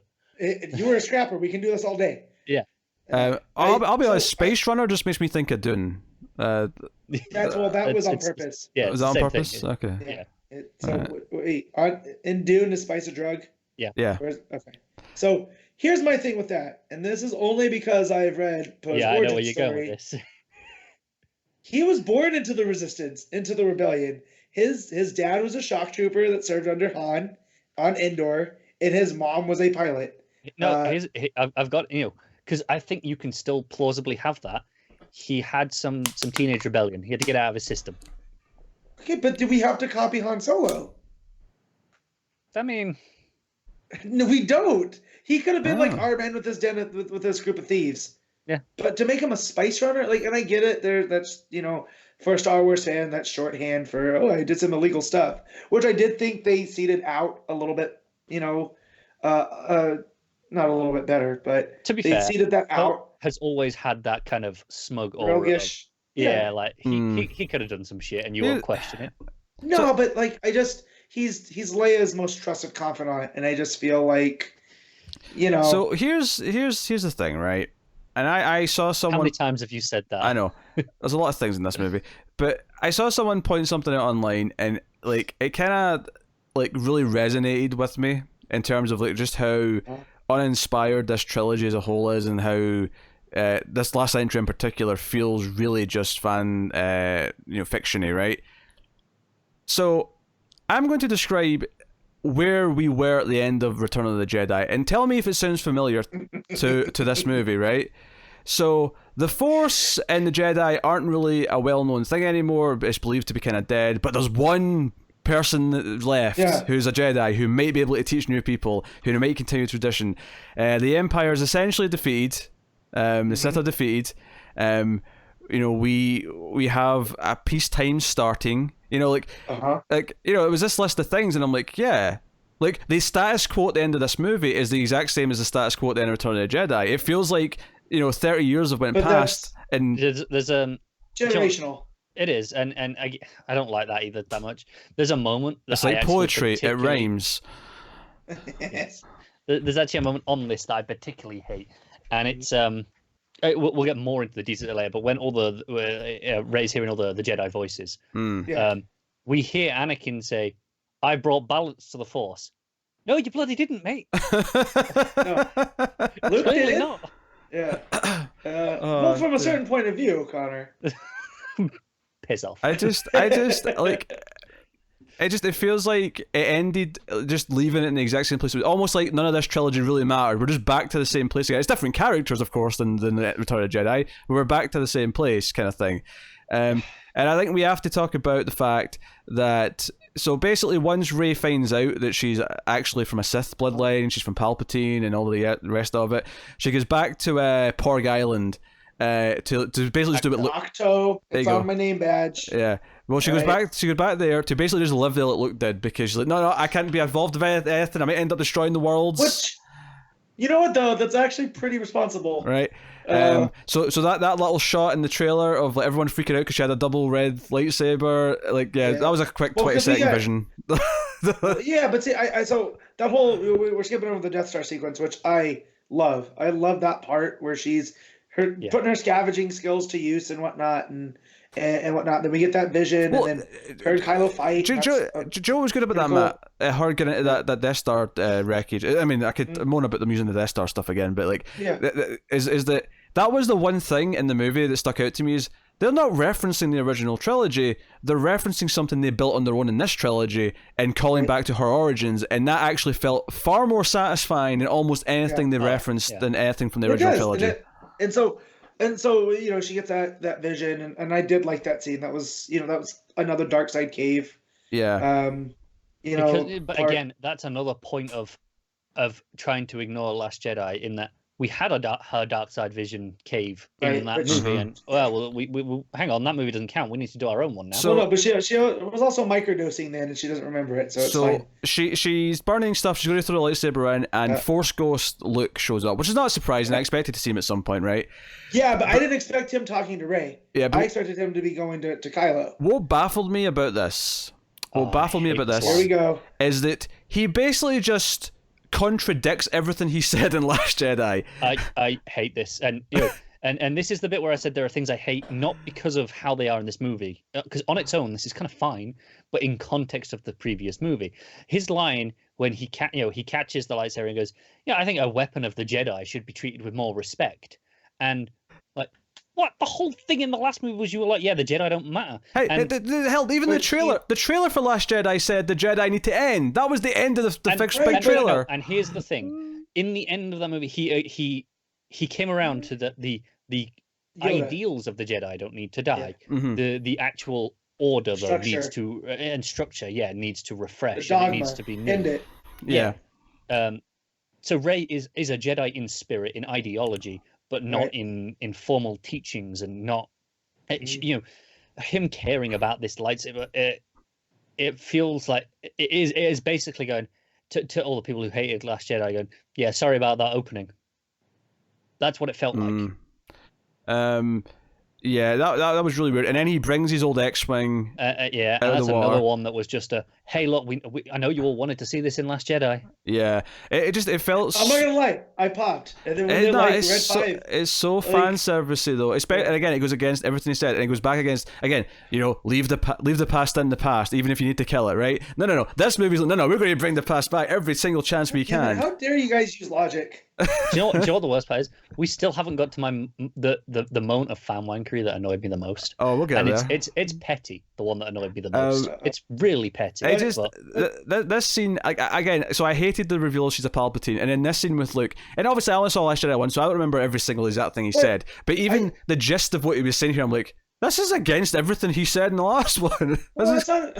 I do like when he's like, well, no, you're more than a bloodline. And so I love the spirit of that conversation with her being like, no, you still chose all of this. Yeah. And of course, he digs out his old lightsaber that he's got buried there. No. Who gave her that one? No. That's Leia's lightsaber. Leia's lightsaber. Wait, but he gives it to her though, right? He does give it to her. Yes. Okay. So it's not Luke's. I can't tell them apart. I don't know what lightsaber's whose. Okay. He says it's Leia's. But he says it's like fair to be fair to Pete though, it does look a lot like Luke's from Jedi. It's similar. It's closer than the Anakin one. I'll give him that. I don't recognize from the handles. I don't recognize what lightsaber's what. Okay, I just remembered. I just thought it was his. I obviously clearly missed the line of dialogue. I thought it was his because he had it in a rock somewhere, right? Right, but so and I like this too. Actually, that makes sense to me though, because I was expected to be green because I assumed it was the one that he had later on in the trilogy. Because obviously Rey has the blue one from earlier on in the trilogy. Right, yes. They're both blue this time. Which Maz never got around to telling us that story. Yeah. No, but Charles Soule is going to tell that story in a comic. But he is? Okay. That's what I heard. Okay. For some reason he said Charles Soule there, and I in my head popped the image of Charles Dance. I don't know why, and I thought I had Charles Dance sitting with the book saying, "Let me tell you a story," and. Anyway. Charles Soule was a lawyer. Charles Dance plays lawyers, so I mean, yeah, whatever. So, but no, I like that Leia did get some kind of training, but in order to focus on Ben and his training, she kind of put it aside and was like, I don't need to do the Jedi thing. Yeah, I don't mind her finding out she was training afterwards. It makes some sense for other things that we've seen in the trilogy. However, the CG faces in this little flashback were absolutely atrocious. I don't know. Luke's looked like Sebastian Stan, and I'm okay with that. Yeah. Leia looked rough. Leia looked worse here in this scene than she did at the end of Rogue One, I think. Yeah. No, I agree with that. I don't know why, because do you know what? Technology's better. Like, she's not flawless in Rogue One, but I think she's okay. No, she still looks rough though. She still looks like she's not real, Sure, but I think she's better than Tarkin in that movie. Yeah, sure. And I think she's acceptable, is what I would say in that. Not amazing, clearly not real, but acceptable. This here felt a lot worse, and I think the worst problem is Rogue One, with the way they were building that, you kind of did need to have it in some format. This here, you could have just not showed her face. You could have you didn't even have to show us the flashback at all. You could have just told us that she trained for a bit. Yeah, I like seeing her kick ass though. I mean, it's nice. Don't get me wrong. Because she is. It's one of my go-to. Is she's the only character in the original trilogy to hit everybody she shoots at, right? So she's gonna take to lightsaber combat. Yeah. So, but no, I like that. I like that she had her own, and what that means. Yeah, and Leia obviously just kind of like, well, I mean, she has a whole thing where she reaches out to Kylo, and that kind of is supposed to be how she dies because she uses all of her energy to do that. But and I get it. And the second viewing, I realized why they did the way in which they did it, but it's so sloppy. Yeah, right? it feels really forced. I like that does snap Kylo back into being Ben though, because and this is one of those. Honestly, I think the Kylo stuff is one of the only stuff that feels consistent with Last Jedi, because we had that moment where he couldn't fire on his mother, and we have the stuff going back to Force Awakens where, I mean, depending on how you choose to read it, he couldn't kill his father, and Han had to kill himself essentially. to save his son. And this he still killed Han, man. He still killed Han. No, I honestly don't think he did. The more I think about it, the more here we go. Han pressed the button himself to save his son's soul. I will say this did feel like a bit of a flip of a switch to me. His like face turn in the movie. No, because it's seated there, and maybe it's not a face turn exactly, but in the crawl it says that he's rising up against the Emperor. He don't like the Emperor coming in and stepping on his turf after he was supposed to be gone. And that whole thing where he's going, right, the Emperor wants Rey, so he's going to be like, no, we're going to team up and take this old dude out, and then you'll join me in the dark side. So yeah, but that's not his plan after he has his old Force Ghost talk with it. Well, it's not even a Force Ghost, but like when he talks to Han in his head. So I was not expecting that scene. All right, we all know how I feel about that. Caught me off guard. And Harrison Ford. I wept. So the first time I was speechless. Like I grabbed my wife's arm and whatnot. I watched it today and I just had open tears, uncontrollable, because of, as I just argued with Connor, I wanted Kylo to be dismembered for what he did to Han and basically being the cause of the death for Luke, right? And then the scene happens where he's remembering his dad, and then when he calls him dad, and Han goes, I know? Call that fan service or whatever, but that resonated. Like, if I was an ET, my heart light would be going. Like... Yeah, I loved this whole thing. Yeah. And I know people saying that feels a bit quick. No. Like I said, his parents have been his weakness the entire trilogy. Yep. This has been something that's been set up the whole time, is he is desperate to be evil. He is desperate to be Darth Vader. But inside he knows he's not. And he's been trying to fight that. And this moment where his parents are both finally dead and he just breaks him and he's like, I can't pretend anymore. I can't pretend to be evil anymore. That's not who I am. And then he comes back, and apparently when you choose to be good, you forget how to talk. I saw someone say Adam Driver clearly had too much integrity to say whatever stupid lines JJ had written for him, so they just made him silent. Maybe. I did. There was an interesting fight earlier because they established this. Obviously, in the last movie, they established this. They can contact each other. Skype trick. Rey and Kylo, and they established. I don't know if they even established in the last one or it was established in this one. No, they established it in the last one because they did like the water droplets and stuff. As I was going to say, the physical element of it. They even let me say what I was talking about. You just we assumed. We all knew. Yeah, but it's difficult for the listeners, so I'm making it clear what we're actually talking about. But they actually have a fight while they're having this sort of connection, and it kind of keeps changing look. And I thought this was kind of an inventive idea for a fight. And then the idea that, although I did think it was silly though, that he kind of realizes where she is because the Darth Vader helmet falls at the end. Because I'm like, wait a minute, like 2 scenes ago, Rey looked up at a star whatever destroyer, and basically thousands of people on the ship goes, Chewie's on there. I gotta talk about the Chewie scene. We'll get to that in a second. Just as a counterpoint to Pete, again in Last Jedi, the whole thing was she could tell where he was, but he couldn't tell where she was. He only ever saw darkness around. Fair, I'd forgotten that. That's fair. Yep. What I will say, so that Chewie scene I thought was garbage, and I'm going to tell you why. Okay. So you do that, and then I'll tell you how it emotionally drained me. So here's the thing. I thought so that scene from the trailer where the ship's coming towards Rey and she jumps over. That's Kylo in that ship. He gets out of the ship. Great still. They're going to have a bit of standoff.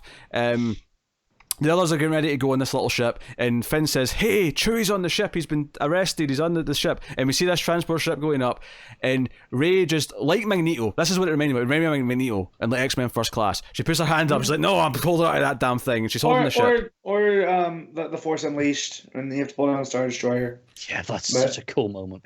I only know that from watching the story mode stuff on YouTube. But she's holding on to it, and then Kylo starts to try to counter-force her by trying to push it away. Yep. It's a whole thing. And this is probably the first big tease that she's actually a Palpatine, because the lightning comes out and destroys the thing, and it explodes. Here's the thing. They didn't buy for a second that Chewie was actually dead. They didn't do enough to convince me Chewie was on that ship, because there was so happenstance. It was like, there's no way Chewie was on that ship. There's no way he's dead. Maybe I'm dumb. It just got caught up in the moment. And here's the thing, and I don't know if it's like better or worse this, but they reveal he's alive so quick that I don't know if I'm happy because at least they didn't try to pretend that he was dead, or if I'm upset because if you're going to do it that quickly, then what's the point of faking it? I think no, I agree with you. I never once for a second thought he was dead. I was like, well, that's not right. And I think I'm glad that they just got it over and done with, because if I'd been sitting there for 15, 20 minutes going, right, where's Chewie? It would have, when we got him, if they'd gone down the route of actually pretending he was dead, and maybe it would have had more weight because I'd have believed it. But if we still go with the hypothesis of, okay, I don't believe it for a second, and we have to wait this long time, they're going in on it. When they reveal him, it's going to play like it's supposed to be a big reveal, and it'll fall really flat because it was so quick. I didn't actually care. They didn't treat it like it was a big, oh, we got you. So going into this, I know that we've lost Han, right? We've lost Luke. I'm kind of feeling that we're going to lose Leia. Yeah, on that topic, so, I do kind of hate how formulaic the trilogy's been, and that one of them's died each movie. That's kind of bugged me. Yeah. But yeah, well, that's... I don't know. I don't think Leia would have necessarily. Things might have been different. No, that's true. So, yeah, she may not have been dead if Carrie Fisher was alive, admittedly, but yeah. Right. So I'm thinking, well, now they're gonna knock off Chewie too, right? And with Peter Mayhew passing and whatnot, I figured this would have been his Chewie send off, that he's basically running a distraction or whatever, so they can go, because he's let the Wookiee win, right? He'll tear arms off. He's going pretty calmly, right? So I'm thinking this is all part of the plan.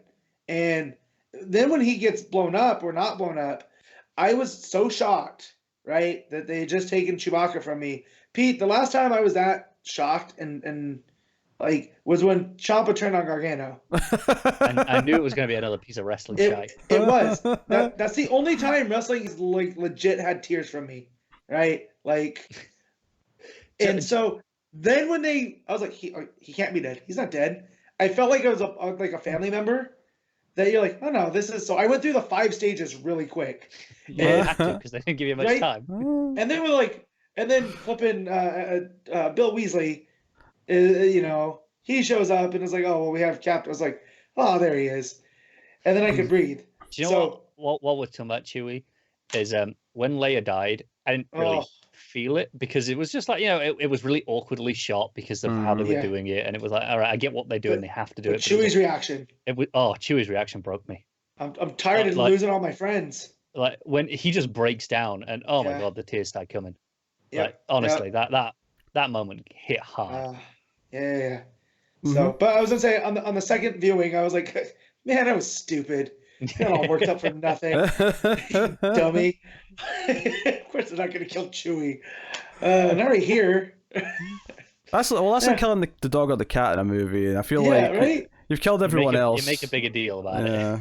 Yeah. So, but the we'll get to the climax. I think we've touched about everything else up to then, right? I mean, a couple of little things, like C-3PO having his memory wiped. I thought it was well played in the scene that he was saying goodbye and so on, so on. I do think though, like, I don't think this is sufficiently explained to me why they can't just back up his memory, because they say, doesn't R2 have it backed up? They did, yeah. And this is why I actually really like this, because I've seen people complaining, saying, oh, well, it's kind of meaningless because he gets his memory back anyway. I think it's the fact that he thinks, they go, well, R2 will have your memory backed up, and he goes, R2's not reliable. No, but did they explain why they can't back it up there and then? Not enough storage on their droids. I don't know. Yeah. No, they did say that they didn't have enough storage to. Okay, I feel like if because they establish it can be backed up because R2 can do it, then why can't we just hook in a hard drive and? Well, no, that's the purpose of a. I mean, that's essentially what Nastromech Droid is. It's a cheap. It's your iPhone, right? Like it's just it does everything. Just backups, basically. And but so, like the reason this worked for me is because 3PO is like, no, R2's not reliable. I know he's my best friend, but it's not going to happen, and it's got to be done anyway. And then the fact that R2 did have it is nice. It's sweet, and it just proves him wrong. And it's no. What do you mean? I think went. It's that R2's such a little shitbag, right? That's kind of his whole thing. He's a complete dick. But the fact that no, he kept this back up. This matters to him. He is Anakin's droid, like in every way. Like, so the only droid that's more of a dick than him is Chopper. Yeah, well, Chopper's the best, right? Like, oh yeah. So, one of the binge mode, one of the podcasts I was doing, they've been doing Star Wars, and they have this fan theory that the whole story, right? R2 is meant to be the narrator, yeah, right? Which kind of gets lost because he's gone for Force Awakens, but when you see him do all the cool stuff, it's because he's, you know, it's the reason why that he's always there and is always exactly. like, you know, really loved and gets all the attention. Yeah, exactly. And so, and that's true here too, because of course I had the backup from my best friend. And, you know, I let him sweat it out, but I do think where Pete was bringing up, like they played it safe. I feel this is one of those instances that you give us this emotional farewell to 3PO and then automatically undo it. I not would agree. automatically. No, but... I would agree that undoing it would feel cheap if they hadn't had that beat with it about R2 being unreliable. If I know, but if it was just, we got a backup. Yeah, or I still, even the idea of him, you know, of the Sith thing corrupting him and they have to shut him down for good or whatever, you know, that's emotionally I can deal with that. Or he's just mind wiped and now he's experiencing everything new like he was at the end of Revenge of the Sith. So yeah, we should also briefly just mention, I don't really have much to say about it, but just the fact that Rey develops a couple of new powers over the course of this movie, one of which is pretty important because she can heal people. She heals a big snake thing, and the which is established weirdly. I watched the Mando episode 7, so that establishes it. So do you know what that almost felt like? It was almost like people were going to complain this is out of nowhere, so we're going to put it in something else at the same time. Is it like, see, precedent? See, Baby Yoda could do it, so... What? Correct me if I'm wrong, because you're an alternate of my two, lore people. Oh, this is for me then, Pete. Sorry. Yes. I didn't think you meant me. Don't worry. No, this is an established Jedi thing, though, from expanded universe canon, right? Like yes, video games and expanded. I mentioned this to Pete in the Mandalorian review. Like for example, in the Knights of the Old Republic games, Jedi, it's a light side power to heal is such a common thing in those games that I think it is such an accepted trait that I didn't question it, even though it was new to canon. It's in my head as a power Jedi can do and has been for 15 years. I think at this point. Yeah, and so when she heals the snake too, I also like that's her connection with the natural force, because like the cosmic force, cool, whatever, prophecies, I don't get into that. But you like the living force. I love the living force stuff. Like again, if I was a Jedi, like we're playing an RPG type thing, that's my character, is the living force dude. Like, I guess that's a mage in other type deals. Yeah, but either way, so I was fine with it. Obviously there's also teases throughout the film that Finn's got is force sensitive and he's sensing things. I really like that they never feel like they have to just say it, because he's he's like, I need to tell you something, Rey. There's a worry that it's exactly. And I think by the end of the movie, it's very clear that's not it at all. It's I think I can use the force, is what he's saying. And but what I get from this too is it's more of an awareness of the force than it is the force sensitivity of like a Jedi. Like I think. No, I think at the moment you're right. He is sensitive, and he gets feelings, as he puts it in. Right, and it's akin to belief, right? Because now he believes in his friends. I think the reason he's so excited to tell Rey is that he's like, can I do more? And who knows, maybe he can. But I actually kind of relate how this calls back to Force Awakens, when when they get to Starkiller, it's like to him, we'll use the Force, and it's like that's not how the Force works. And it's like now he gets it. Right.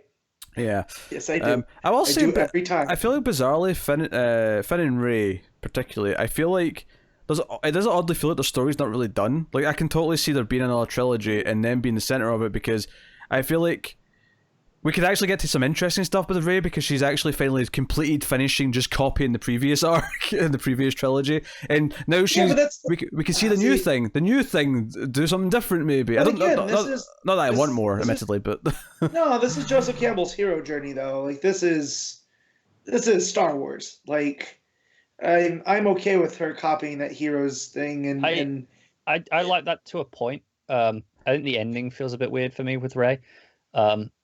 Because she gets the new lightsaber, and I'm like, well, they gave her a new color of lightsaber. I feel like she has to use it at some point, somewhere. Yeah. And it's yellow. But it's also weird that it feels like she's going to, as much as she's just built a new lightsaber, she's built her own. it kind of feels like she's going to go retire and live in the Lars homestead. Yeah. This feels really contradictory. It's I weird. see. I didn't get that from it. I got that is she's looking out like Luke did, right, from that same spot for his call to adventure. You know what I mean? See, like for me, this felt like her coming home in that Tatooine reminds her of Jakku, and and coming back here, and this is kind of not quite going into hermit mode, but it feels like she's done. She saved the universe. She wants to settle down. Yeah, but again, there goes the lessons of Luke that he just brought back up. That no, you need to keep it alive, and this is what the Rise of Skywalker is. It is, which is but why the Lars homestead then, and why? Because you had to return and for the record, Skywalker. I know it. Yeah, for the record, the ending here where she meets this woman and she says, "Oh, I'm Rey," and she's like, "Rey who?" And she sort of pauses, and I'm like, I wonder what she's going to say. I wonder what name she's going to pick. I would love more than no. I just wanted to say just Rey. Yeah, that'd be better. Although I think we're actually slightly lucky because there's a chance she's to say, "Well, I don't have any family," and then the woman would be like, "So Solo then, Rey Solo." Wow, I'm not gonna be mad at that.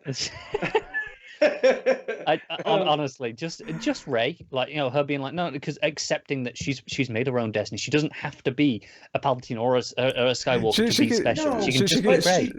She's like, the light side. I'm just Rey, like Madonna.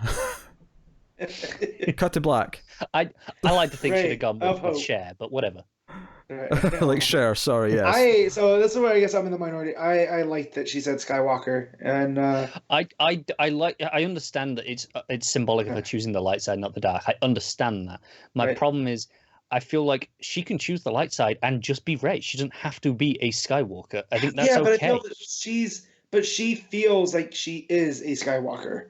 Like I get that lineage she is adopting. This circles all the way back around to the core complaint I've had the whole time about no, it has to, like, instead of leaving the past behind like Last Jedi was kind of nudging it towards, this is no, we're going to take the past. Even the very final beat of the movie is I'm taking the name Skywalker. Especially when you can again build on that beat from Last Jedi of just Rey, I'm nobody, but that doesn't it doesn't matter if she's nobody because she was still important. But the Skywalker line is a line that came from nowhere, right? So now she can claim it. Yeah. Right. And now she can claim it as well. You know what I mean? This is something that I claimed. I'm fine with it. Like, is it cheesy? Yes. It's cheesy shit. Anyway, we have to get to conflict. So Rey is going to fight the Emperor.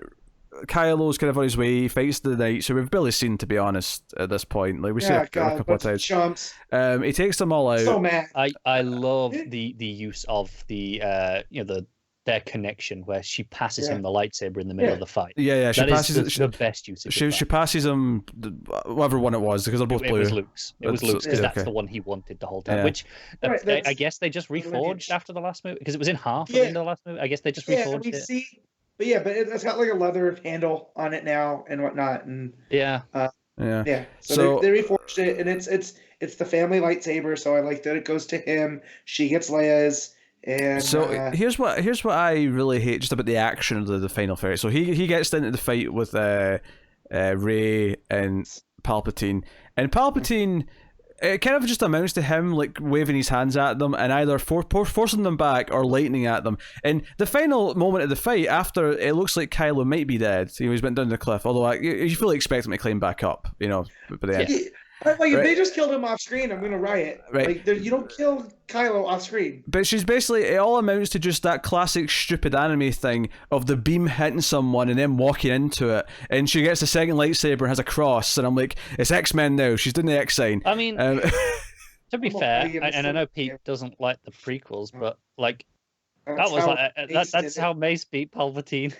Yeah. I don't That's remember exactly this. what he did.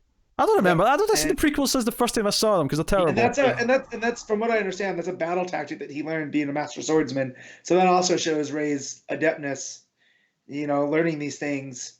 Because as this is going on, the beam's going out of the sky. Up in the sky, we have all the X-Wings and stuff. Mind you, it's not just a beam. It is Sith lightning at a magnitude we've never seen. Same difference, whatever. So all these ships and like I don't know. I think they scaled up the Sith too much in terms of how many ships there was, because I never really believed they had a chance to actually destroy all these ships with their puny little. That's another problem. Even when they have all the range, because Lando goes with the Falcon to go and recruit people from all of the different planets, so they've got like the cavalry, right?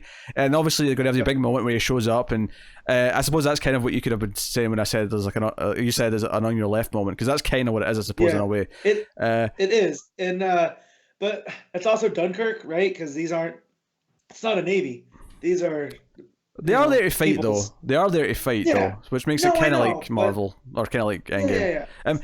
So, which actually makes my other comparison even worse when you think about how when she's walking towards him with the lightsabers crossed, and she's getting there, and he's like, "I am every Sith," and then she stands up and she hears all the voices, right? And she's like, "I am every Jedi." It's so similar to that moment of "I am inevitable, I am Iron Man." That it made me chuckle. I was like, "Hey, like I can't believe how similar that moment is." It kind of made sense in context, to be fair. Because I didn't go question it, and I'm not saying it doesn't work necessarily. It's just awkward because they both came out recently. Yeah, but here's the thing. So as much as they tried to ramp up the stakes as high as they've ever went, right? They felt the flattest they ever have, possibly in any of the main movies, because it just felt like a done deal. Because it was such a safe story, such a safe script of what it was doing, that I never once felt anything other than this is just going through the motions of this is what a Star Wars movie is supposed to be, and that's it. Without any of the emotion behind it. Because when it hits those beats, I really, really enjoy it. When I talk about some of the weaker Marvel movies feeling like they have no stakes and it just feels like we're going through the motions, that's what this movie was also doing for Star Wars. This just felt like it was just hitting the beats and doing the thing so that we can have your fanfare moments, but none of them actually felt like they meant anything because we're just going through it. And then we get to, somehow, after everything that I've already said, maybe the worst moment of the whole movie, despite the fact that I hated the Palpatine reveal, that the Palpatine's your grandfather. I mean, if anything, I should just be thankful that when she showed up, he didn't go, "I am your grandfather." Like, we're lucky they didn't do that. I do like that he called her Empress Palpatine. I was like, he's thought about this. So Kylo gets up. Rey, using all of this force, has basically drained her energy. She's dead. She's lying there dead. And Kylo comes up, and he's seen her heal someone himself, basically, because she stabbed him earlier on. And before he's like, I can do this. Yeah. So he puts his hand on her, and he's doing the thing. He's really trying and basically, because Rey described it earlier, and this was set up well enough. She described it as giving part of her force over to the other being.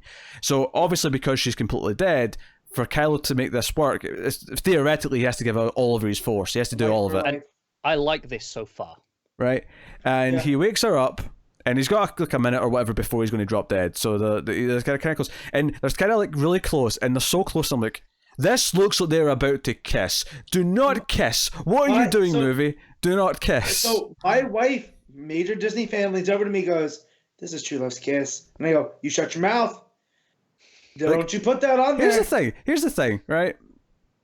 Now, I know that he's kind of turned over a new leaf, and he's kind of like, much like, and this again, compare it to the old movies, much like Darth Vader, the villain for the 3 movies, it turns into a good guy right at the very end, right? So we're doing that again. But, so not only that, though, in the first movie, correct me if I'm wrong, but in the first movie, Force Awakens that is, wasn't he complicit in the murder of millions of people via Death Star technology? Yeah. Yeah, he literally committed genocide. Was he? I mean, he was there. It was Hux's thing, but he was he wasn't stopping it. Complicit, I think, is a fair word. So, and obviously Darth Vader done a lot of dark shit as well, and I'm not saying that you can't redeem and go out on a good note, but the point I'm bringing up here is that even despite after all this, Rey still thinks, I'm going to go in for a kiss. I think, to be fair, the entirety of Last Jedi, and I don't like the kiss itself either. I think it's a terrible moment. The entirety of Last Jedi is Rey going, there's still good in him. He's actually a good guy. I can save him. That's her entire thing, that movie, and there is a lot of sexual tension in that movie. He still has to answer for the fact that he does. And see, and that's where I thought this was going, because I was like, they're not going to kill him. He's got to pay for his crimes now, right? Nah, he dies. I went from going against I didn't like the idea of Redemption, and then the Han scene happened. I was like, son of a bitch, they got me. And then him and then willingly this happens. like having the punishment would be great. Yeah. Right, exactly, right. And no, the kiss itself is just so generic hate it. Hollywood that right before I was like, this is so forced. If you do this, this is laughable. And then they kissed, and I almost could feel the collective groan in the room. Like I could feel everyone else around me. There was a literal groan in my cinema. This is where I threw my hat and got yelled at. So I threw my hat, and I don't say it ruined it for me, but it is a terrible moment. On the second time through, I know it's coming, and I'm still hoping that it doesn't. Like, maybe I got a bad copy. maybe it won't happen. No. I just, like I said, as much as I understand that she kind of was into him a bit, and there was a lot of sexual tension in the last movie, this moment was terrible and cheesy. And I would have loved for her to like hold him close, right? Like cradle him as he's, expiring, and then holds his hand. And then she's holding his hand as he becomes one with the Force, because she finally grabbed her hand, or she grabbed his hand, right? Yeah, because he kept saying, last time you didn't take my hand, next time you will, and she doesn't. But here at the end, as he dies, she finally takes his hand. Yeah, that works, right? Yeah, that's fine. Yeah, there's nothing wrong with that. And that's all you need. See, if he started dying and she held his hand as he died, that would have been a fairly well set up moment that would have given him like one final moment of like, unity and peace, that she's kind of there for him. It would have worked given what they'd set up. But no, we had to do the stupid kiss. So we see people celebrating. We even see Ewoks celebrating for some reason. That's the thing Mario hated the most. Oh, was it? Was it Ewoks? Really? Yeah. I was like, bro, I mean, it's fine. They're there for like 4 seconds. Yeah. Yeah, like. I don't know if they set up why there's stuff like falling down all over the galaxy when they destroy everything. Because it's the First Order. Somehow the Final Order took over all the First Order, so all their ships that were or were those the ships that were getting out? I'm not certain. I wasn't too clear on this. But I think the answer here goes back to the special editions of Return of the Jedi, where we end with the shots of them, all the different planets celebrating. It's that. And I get that, but why is there stuff falling out of the sky? Why are they like drones where all the ships all of a sudden are falling? Because Palpatine's dead, you son of a bitch. Yeah. Because regular Force bro, I ain't got to explain shit. Is that what you're saying? Yeah. So don't say regular, just say the Force, bro. I don't have to explain shit. And you don't have to say regular in there, Pete. We'll do the math with the Force. Speed Force is more important of a Force, so I'm not having this. I don't know, man. Speed Force don't control everything, mate. No, thank you. Speed Force. And I'll tell you, I've flown from one side of this galaxy to the other. There ain't no invisible force that controls my destiny.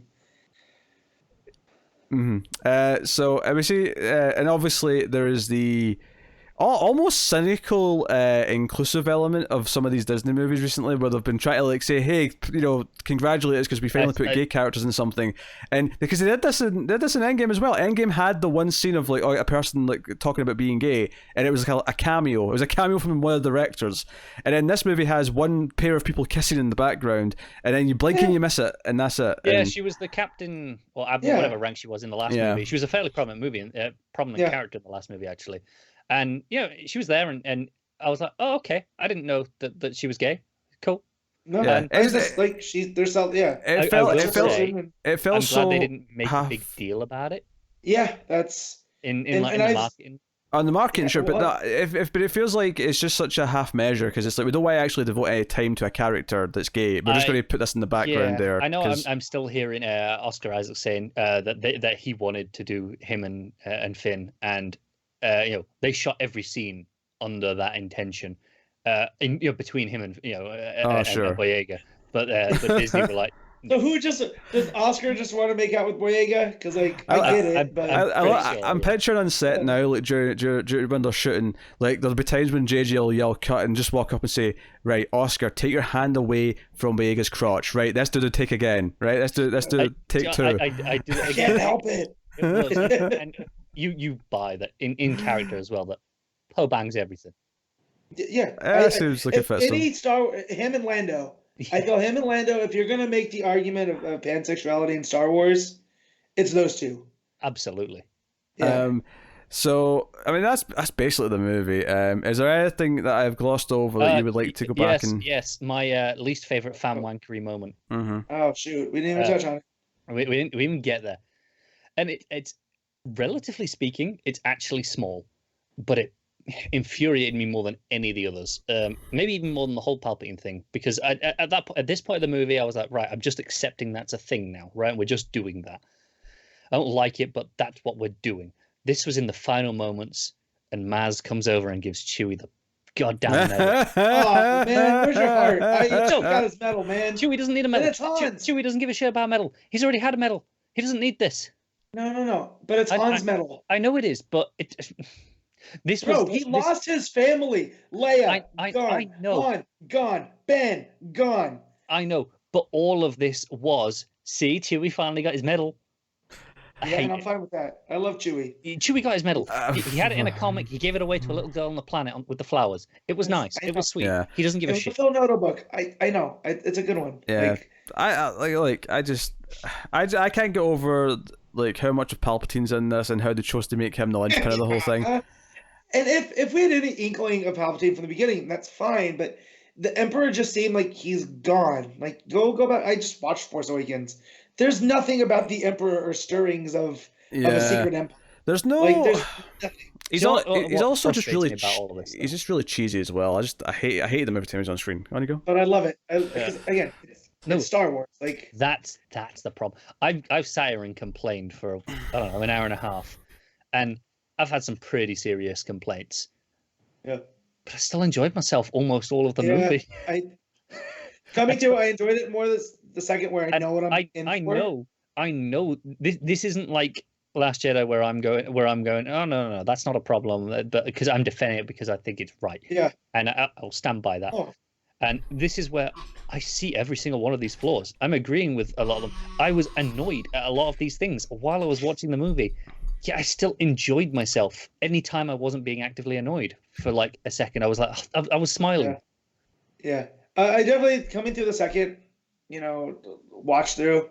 I definitely enjoyed it more, knowing what I'm in for, and where you're not hoping they don't make her a Palpatine, right? Where you just know it, and you can enjoy the movie for what it is instead of what you're. I'm looking forward to seeing it again with Paige and seeing how it goes. So, but yeah, I definitely came out more positive. It's still it falls into the same as how I feel about the original trilogy, where I like them, like the A New Hope still my favorite, and then they go in that order. So that's weird.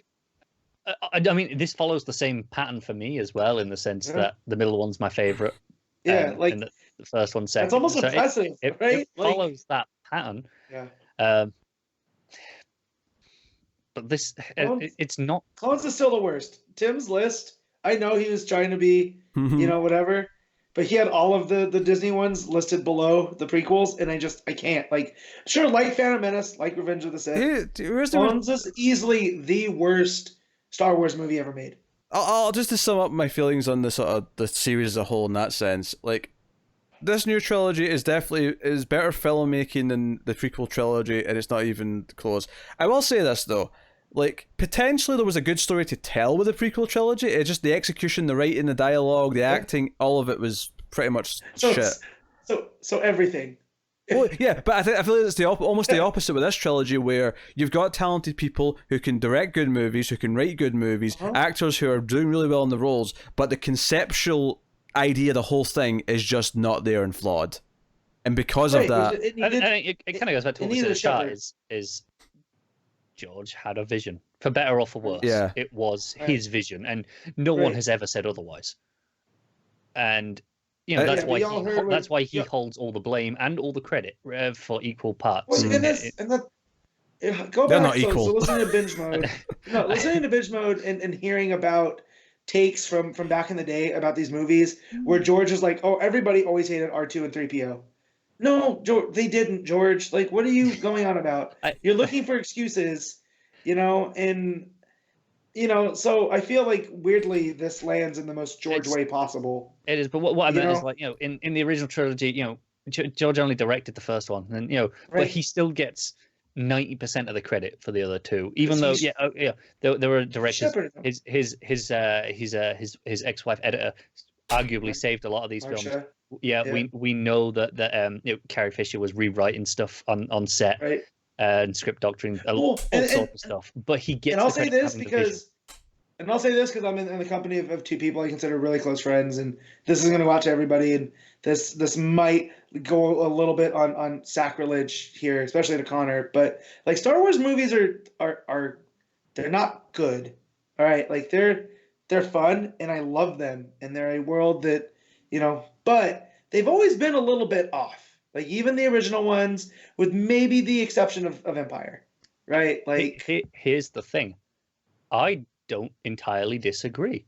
I always say Empire is my favorite movie of all time, and I stand by that. That does not mean I think it is the best movie of all time. That is that is a very different question, and I don't have an answer for that one, by the way, because for me it's both Raiders. That list begins and ends with Raiders of the Lost Ark. Okay.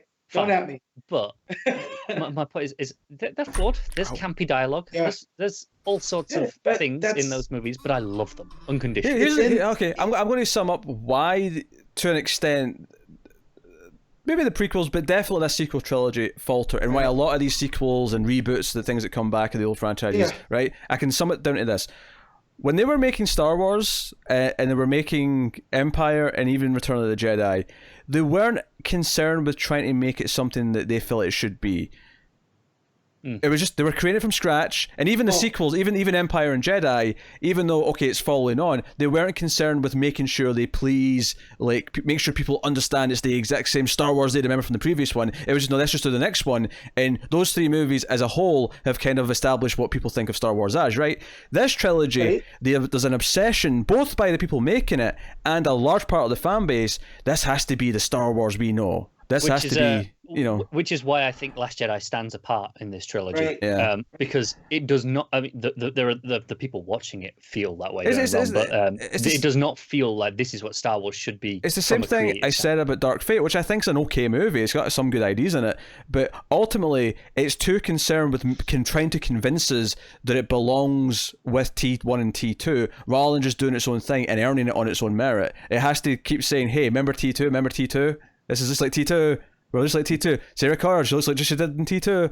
Like, it's obsessed with doing that, and a lot of these things are guilty of that. A lot of these movies that come back. I think this is the worst for that stuff. Like I said, I defend Force Awakens in that structurally and plot-wise, it's very similar in those regards, but I think the characters have evolved, and there are things that have changed and moved on. Last Jedi is totally different. And I do think there's an argument for Force Awakens that because of the prequels and because of how bad they actually are, there was an argument to say, no, we do kind of need one back to basics. Here's just Star Wars again before we go on. Yeah. Before we get weird. Yeah. It's a palate cleanser, essentially. It's re-establishing the baseline, essentially. Yeah. And I'm glad The Last Jedi exists, even though I don't enjoy parts of it. I'm happy Rian Johnson made the exact movie he wanted to make, and then he got to move on and not worry about Star Wars again. He got to go make Knives Out, which I also thoroughly enjoyed. I don't know if this was an official documentary, like a fan documentary on YouTube, but someone referred to Star Wars fans, or at least the problematic side of it, as the fandom menace, and I think that's the greatest thing I've ever heard in my life. Oh no, it is. We need one for another group that I don't want to mention because they'll just pop up. Oh, but they need a name too. Oh, I know who you're talking about. And to me, I both like. Actually, Matt, on that subject, I just want to start a new hashtag right now. Release the Trevorrow cut. I'll just leave it at that. Yeah, release the Trevorrow cut. I do want to read that script though, because he's still got a story by credit, so they used enough of his. Sure. Yeah, I'd be intrigued. Yeah, right. I'm sure it'll come out eventually. But so I made a post here that on Twitter that if you hated this movie, I want to talk to you about it, and if you loved it, I want to talk to you about it, because I do love talking about Star Wars, which goes against something that I'd said last week, where I only like to talk to it with certain people. Something about this one clicked my brain to go the opposite direction, where like I feel like we should engage with some of these people instead of just being like, "Oh no, man, you're just dumb." I'm happy to talk as long as it's not insulting, because and that's where the line is, right? Go back to our Last Jedi review. I stood apart from Pete on miles of difference.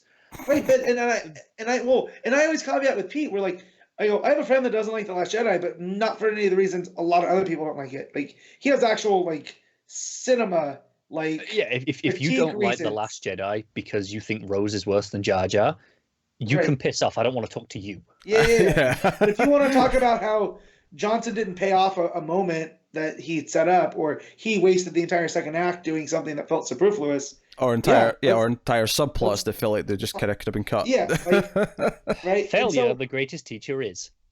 Right, and so like, but with Rise of Skywalker, it's re-energized, and it might just be because there's a lot of Star Wars right now. I got The Mandalorian. I just picked up the new game from the store today. Right. I went to Galaxy's Edge over the summer, and I'm planning on going back. So all I'll say is, I know they've done some updates, but the combat can be a bit just awkward at times. Don't feel bad about dropping the Yeah, well, no, my brother already forewarned me, and he goes, "You got to learn to parry quick. So if you don't learn to parry, it's going to ruin your whole game." Yeah, I think we're basically wrapping up here. I think we're getting ready to rate this movie, and I am heavily critical of this, and it's funny because I think it's almost going to get a harsher rating than I might have done if this came out a year ago, because over more of these franchise like reboots and nostalgia sequels that have come out, my criticisms, my criticisms of them have become more. And for the record, if anyone wants to take exceptions, to know that I do love some things that do come back. The Planet of the Apes trilogy is better than the original and fantastic and completely justifies its own existence. It's fantastic science fiction. And Mad Max Fury Road. They get better as they go. Mad Max Fury Road is the best Mad Max movie, and I love Road Warrior 2, or Road Warrior, like Mad Max 2. That's still a fantastic movie, but Fury Road is even better and justifies its existence.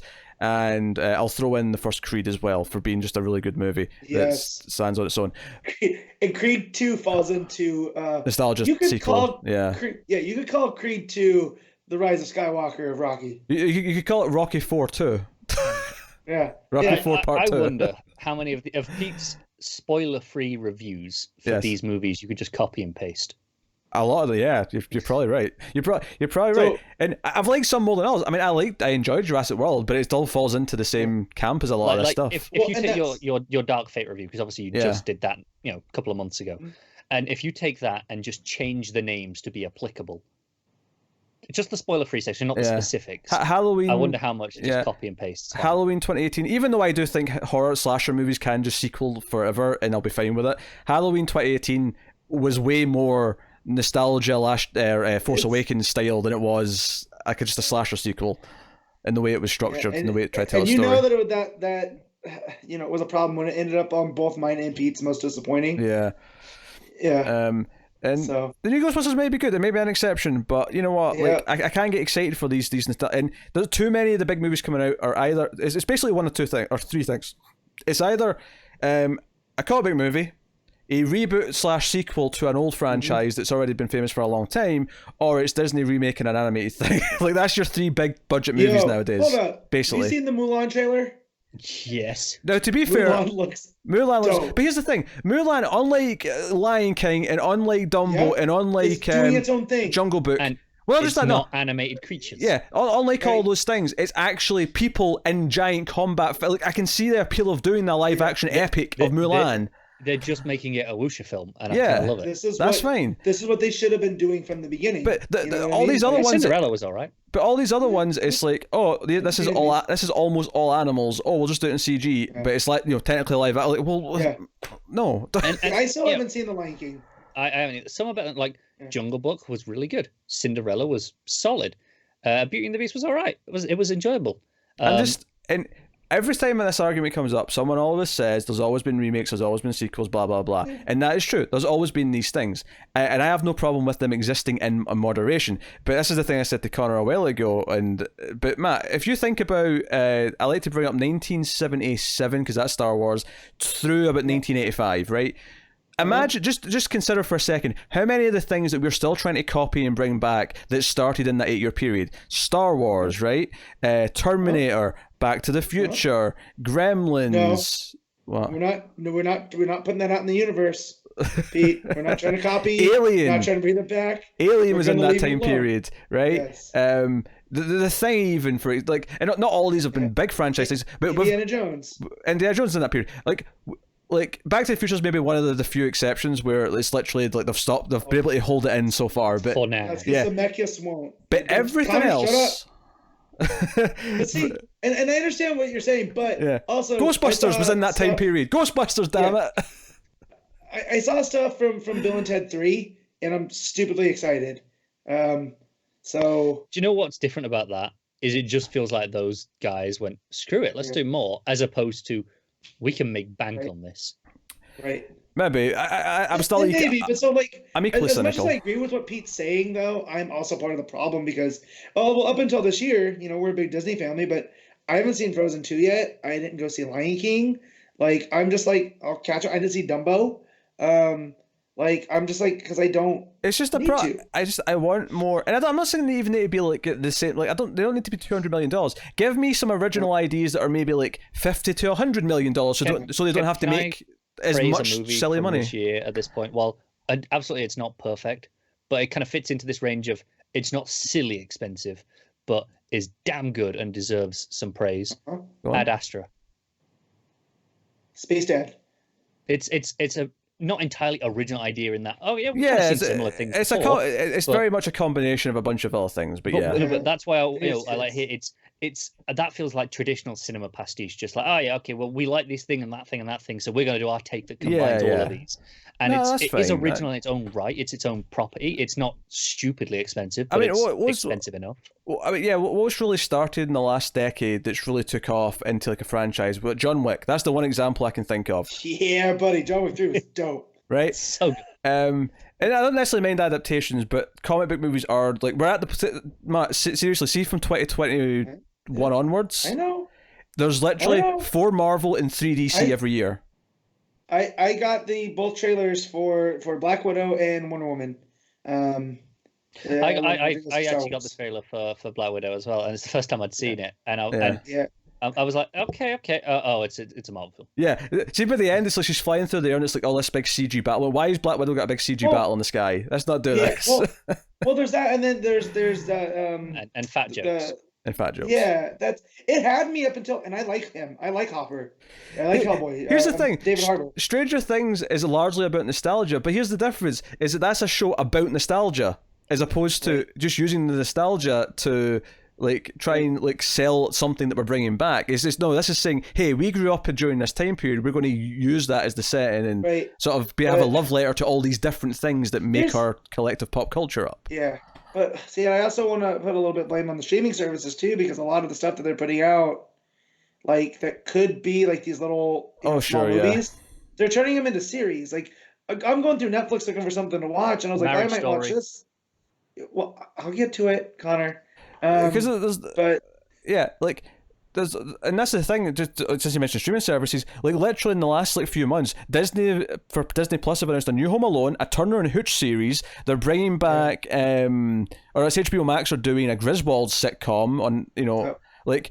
It's like everything is something coming back. We can't just have a good idea and make the good idea, and it's getting because they want to play it safe. And I used to defend this because there was a time when I heard older people making this complaint, but it's gotten worse. Like this is worse than it was 10 years ago, and that was worse than it was 10 years before that. Well, and there's more places to put it, so there's going to be more just by volume. So yeah, but ratings says I gotta wrap this up. Yes, I have been needing to piss for about 30 minutes. So yes, I've been wanting to drink for that. Yeah, let's rate this sumbitch. So Matt, what are you rating? Oh, you're gonna lead with me. Star Wars: The Rise of the Dark Knight Rising Skywalker. Because of these two, I started keeping track of the movies I watched, so I was able to go back to 2017 and saw what I rated Last Jedi. So I can keep my ratings consistent. Though, what did you rate Last Jedi? 8.5. Right? Okay. Problems, well-made movie, but I have some problems. So this has to be below that? Yes. So I'm going to give this a 7.5. There was some blue on the screen there. It's because I'm trying to see what my ratings were for the last movies. Unprofessional bullshit. So I'm going to give this. I had it at an 8 until I went back and looked, and I was like, well, I feel like there's a sloppiness tax that I can't. Give it an 8, and I gave it an 8.5. So keeping it consistent, I'm gonna give this a 7.5. I'm just gonna go out and tell you, I gave Last Jedi. I gave both Force Awakens and Last Jedi 10s for different reasons because of how I felt. I'm not saying they're perfect movies. I'm not saying they're. I'd forgotten you gave both of them 10s. All right, just I stand by them. So I'm just going for the sake of this. I'm just going to do this for the entirety of his rating. I'm going to give it a 9.5. No. I stand by those ratings because while there are flaws in both of those movies to certain extents, it's how they made me feel and what I and how much I enjoyed the experience. And a 10 does not mean it is perfect. It means that's how it made Carter me feel. felt like he was bent over a railing and he was just begging for more. He's like, give it to me, Star Wars daddy, give it to me. Don't say that. I hate when people say that word. It just threw up in my mouth a little. So in this context, I'm going to give this movie I said I enjoyed this movie. Yeah. But it had a lot of problems. It had way more problems than the other two.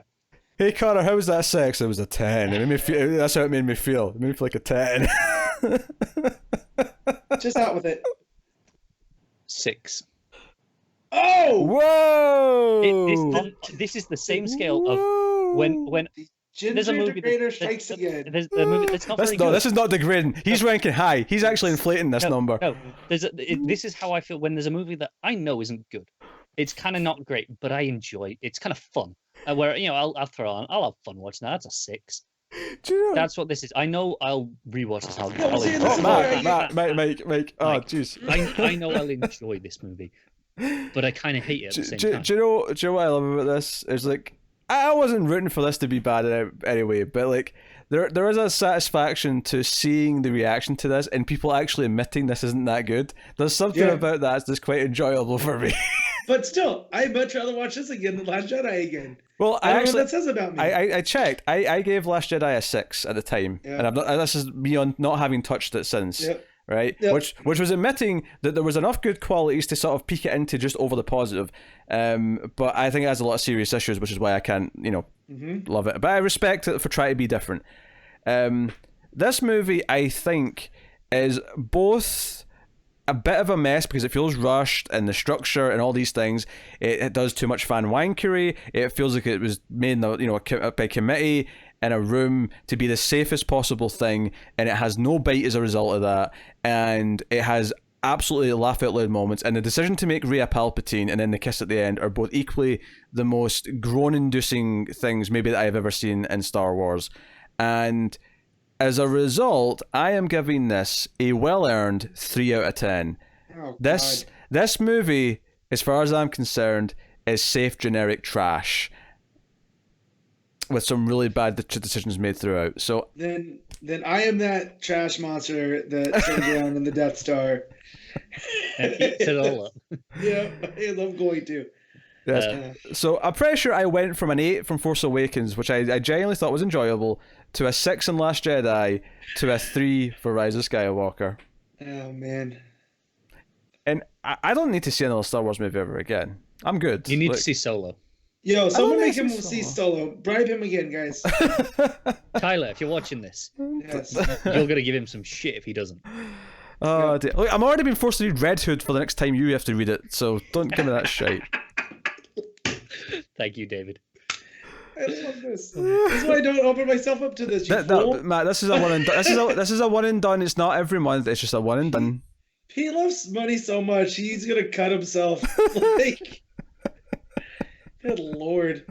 Okay, let's wrap this up. Yeah, I'm getting text from the wife going, we're supposed to be grocery shopping 20 minutes ago. Yeah, I think we're safely done. This has been our Star Wars Last Jedi review. It hasn't. Sorry, this has been Star Wars Rise of Skywalker. That's better. The Dark Skywalker Rises. So this is part of Belfast TV. We do a lot of different stuff. Me and Carl do a lot of TV reviews. All three of us do the DC Comics podcast, Come Up to the Multiverse, every week. I do a horror movie podcast with Tim. I do a sci-fi movie podcast with Tara.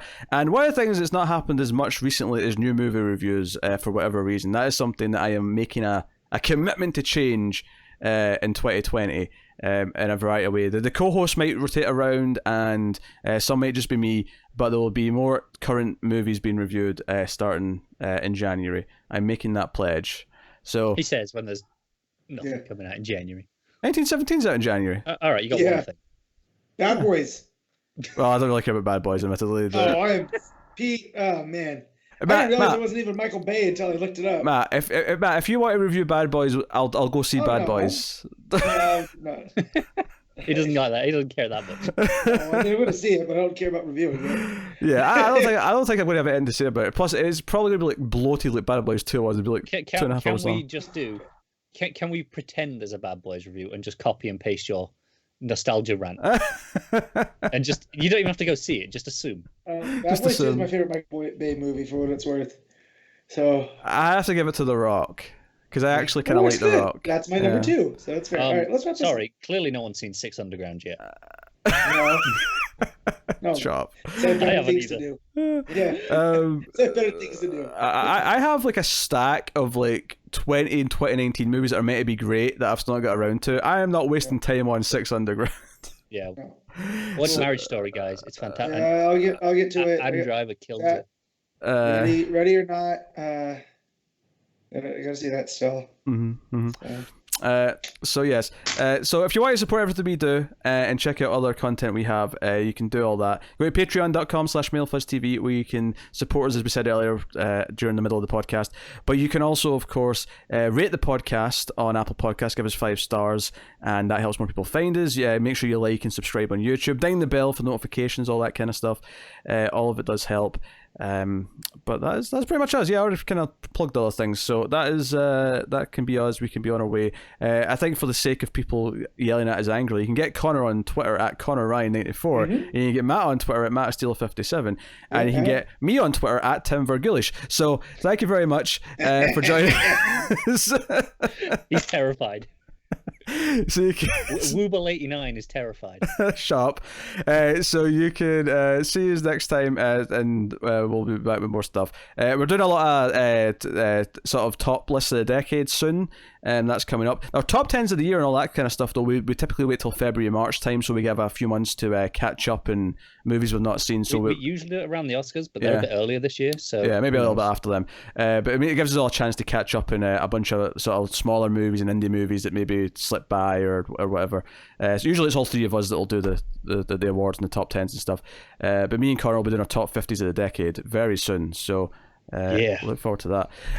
But that is us. So thank you once again for watching or listening. We always appreciate it. Keep watching movies, guys. And if you can get it, it's always nice to have diplomatic immunity.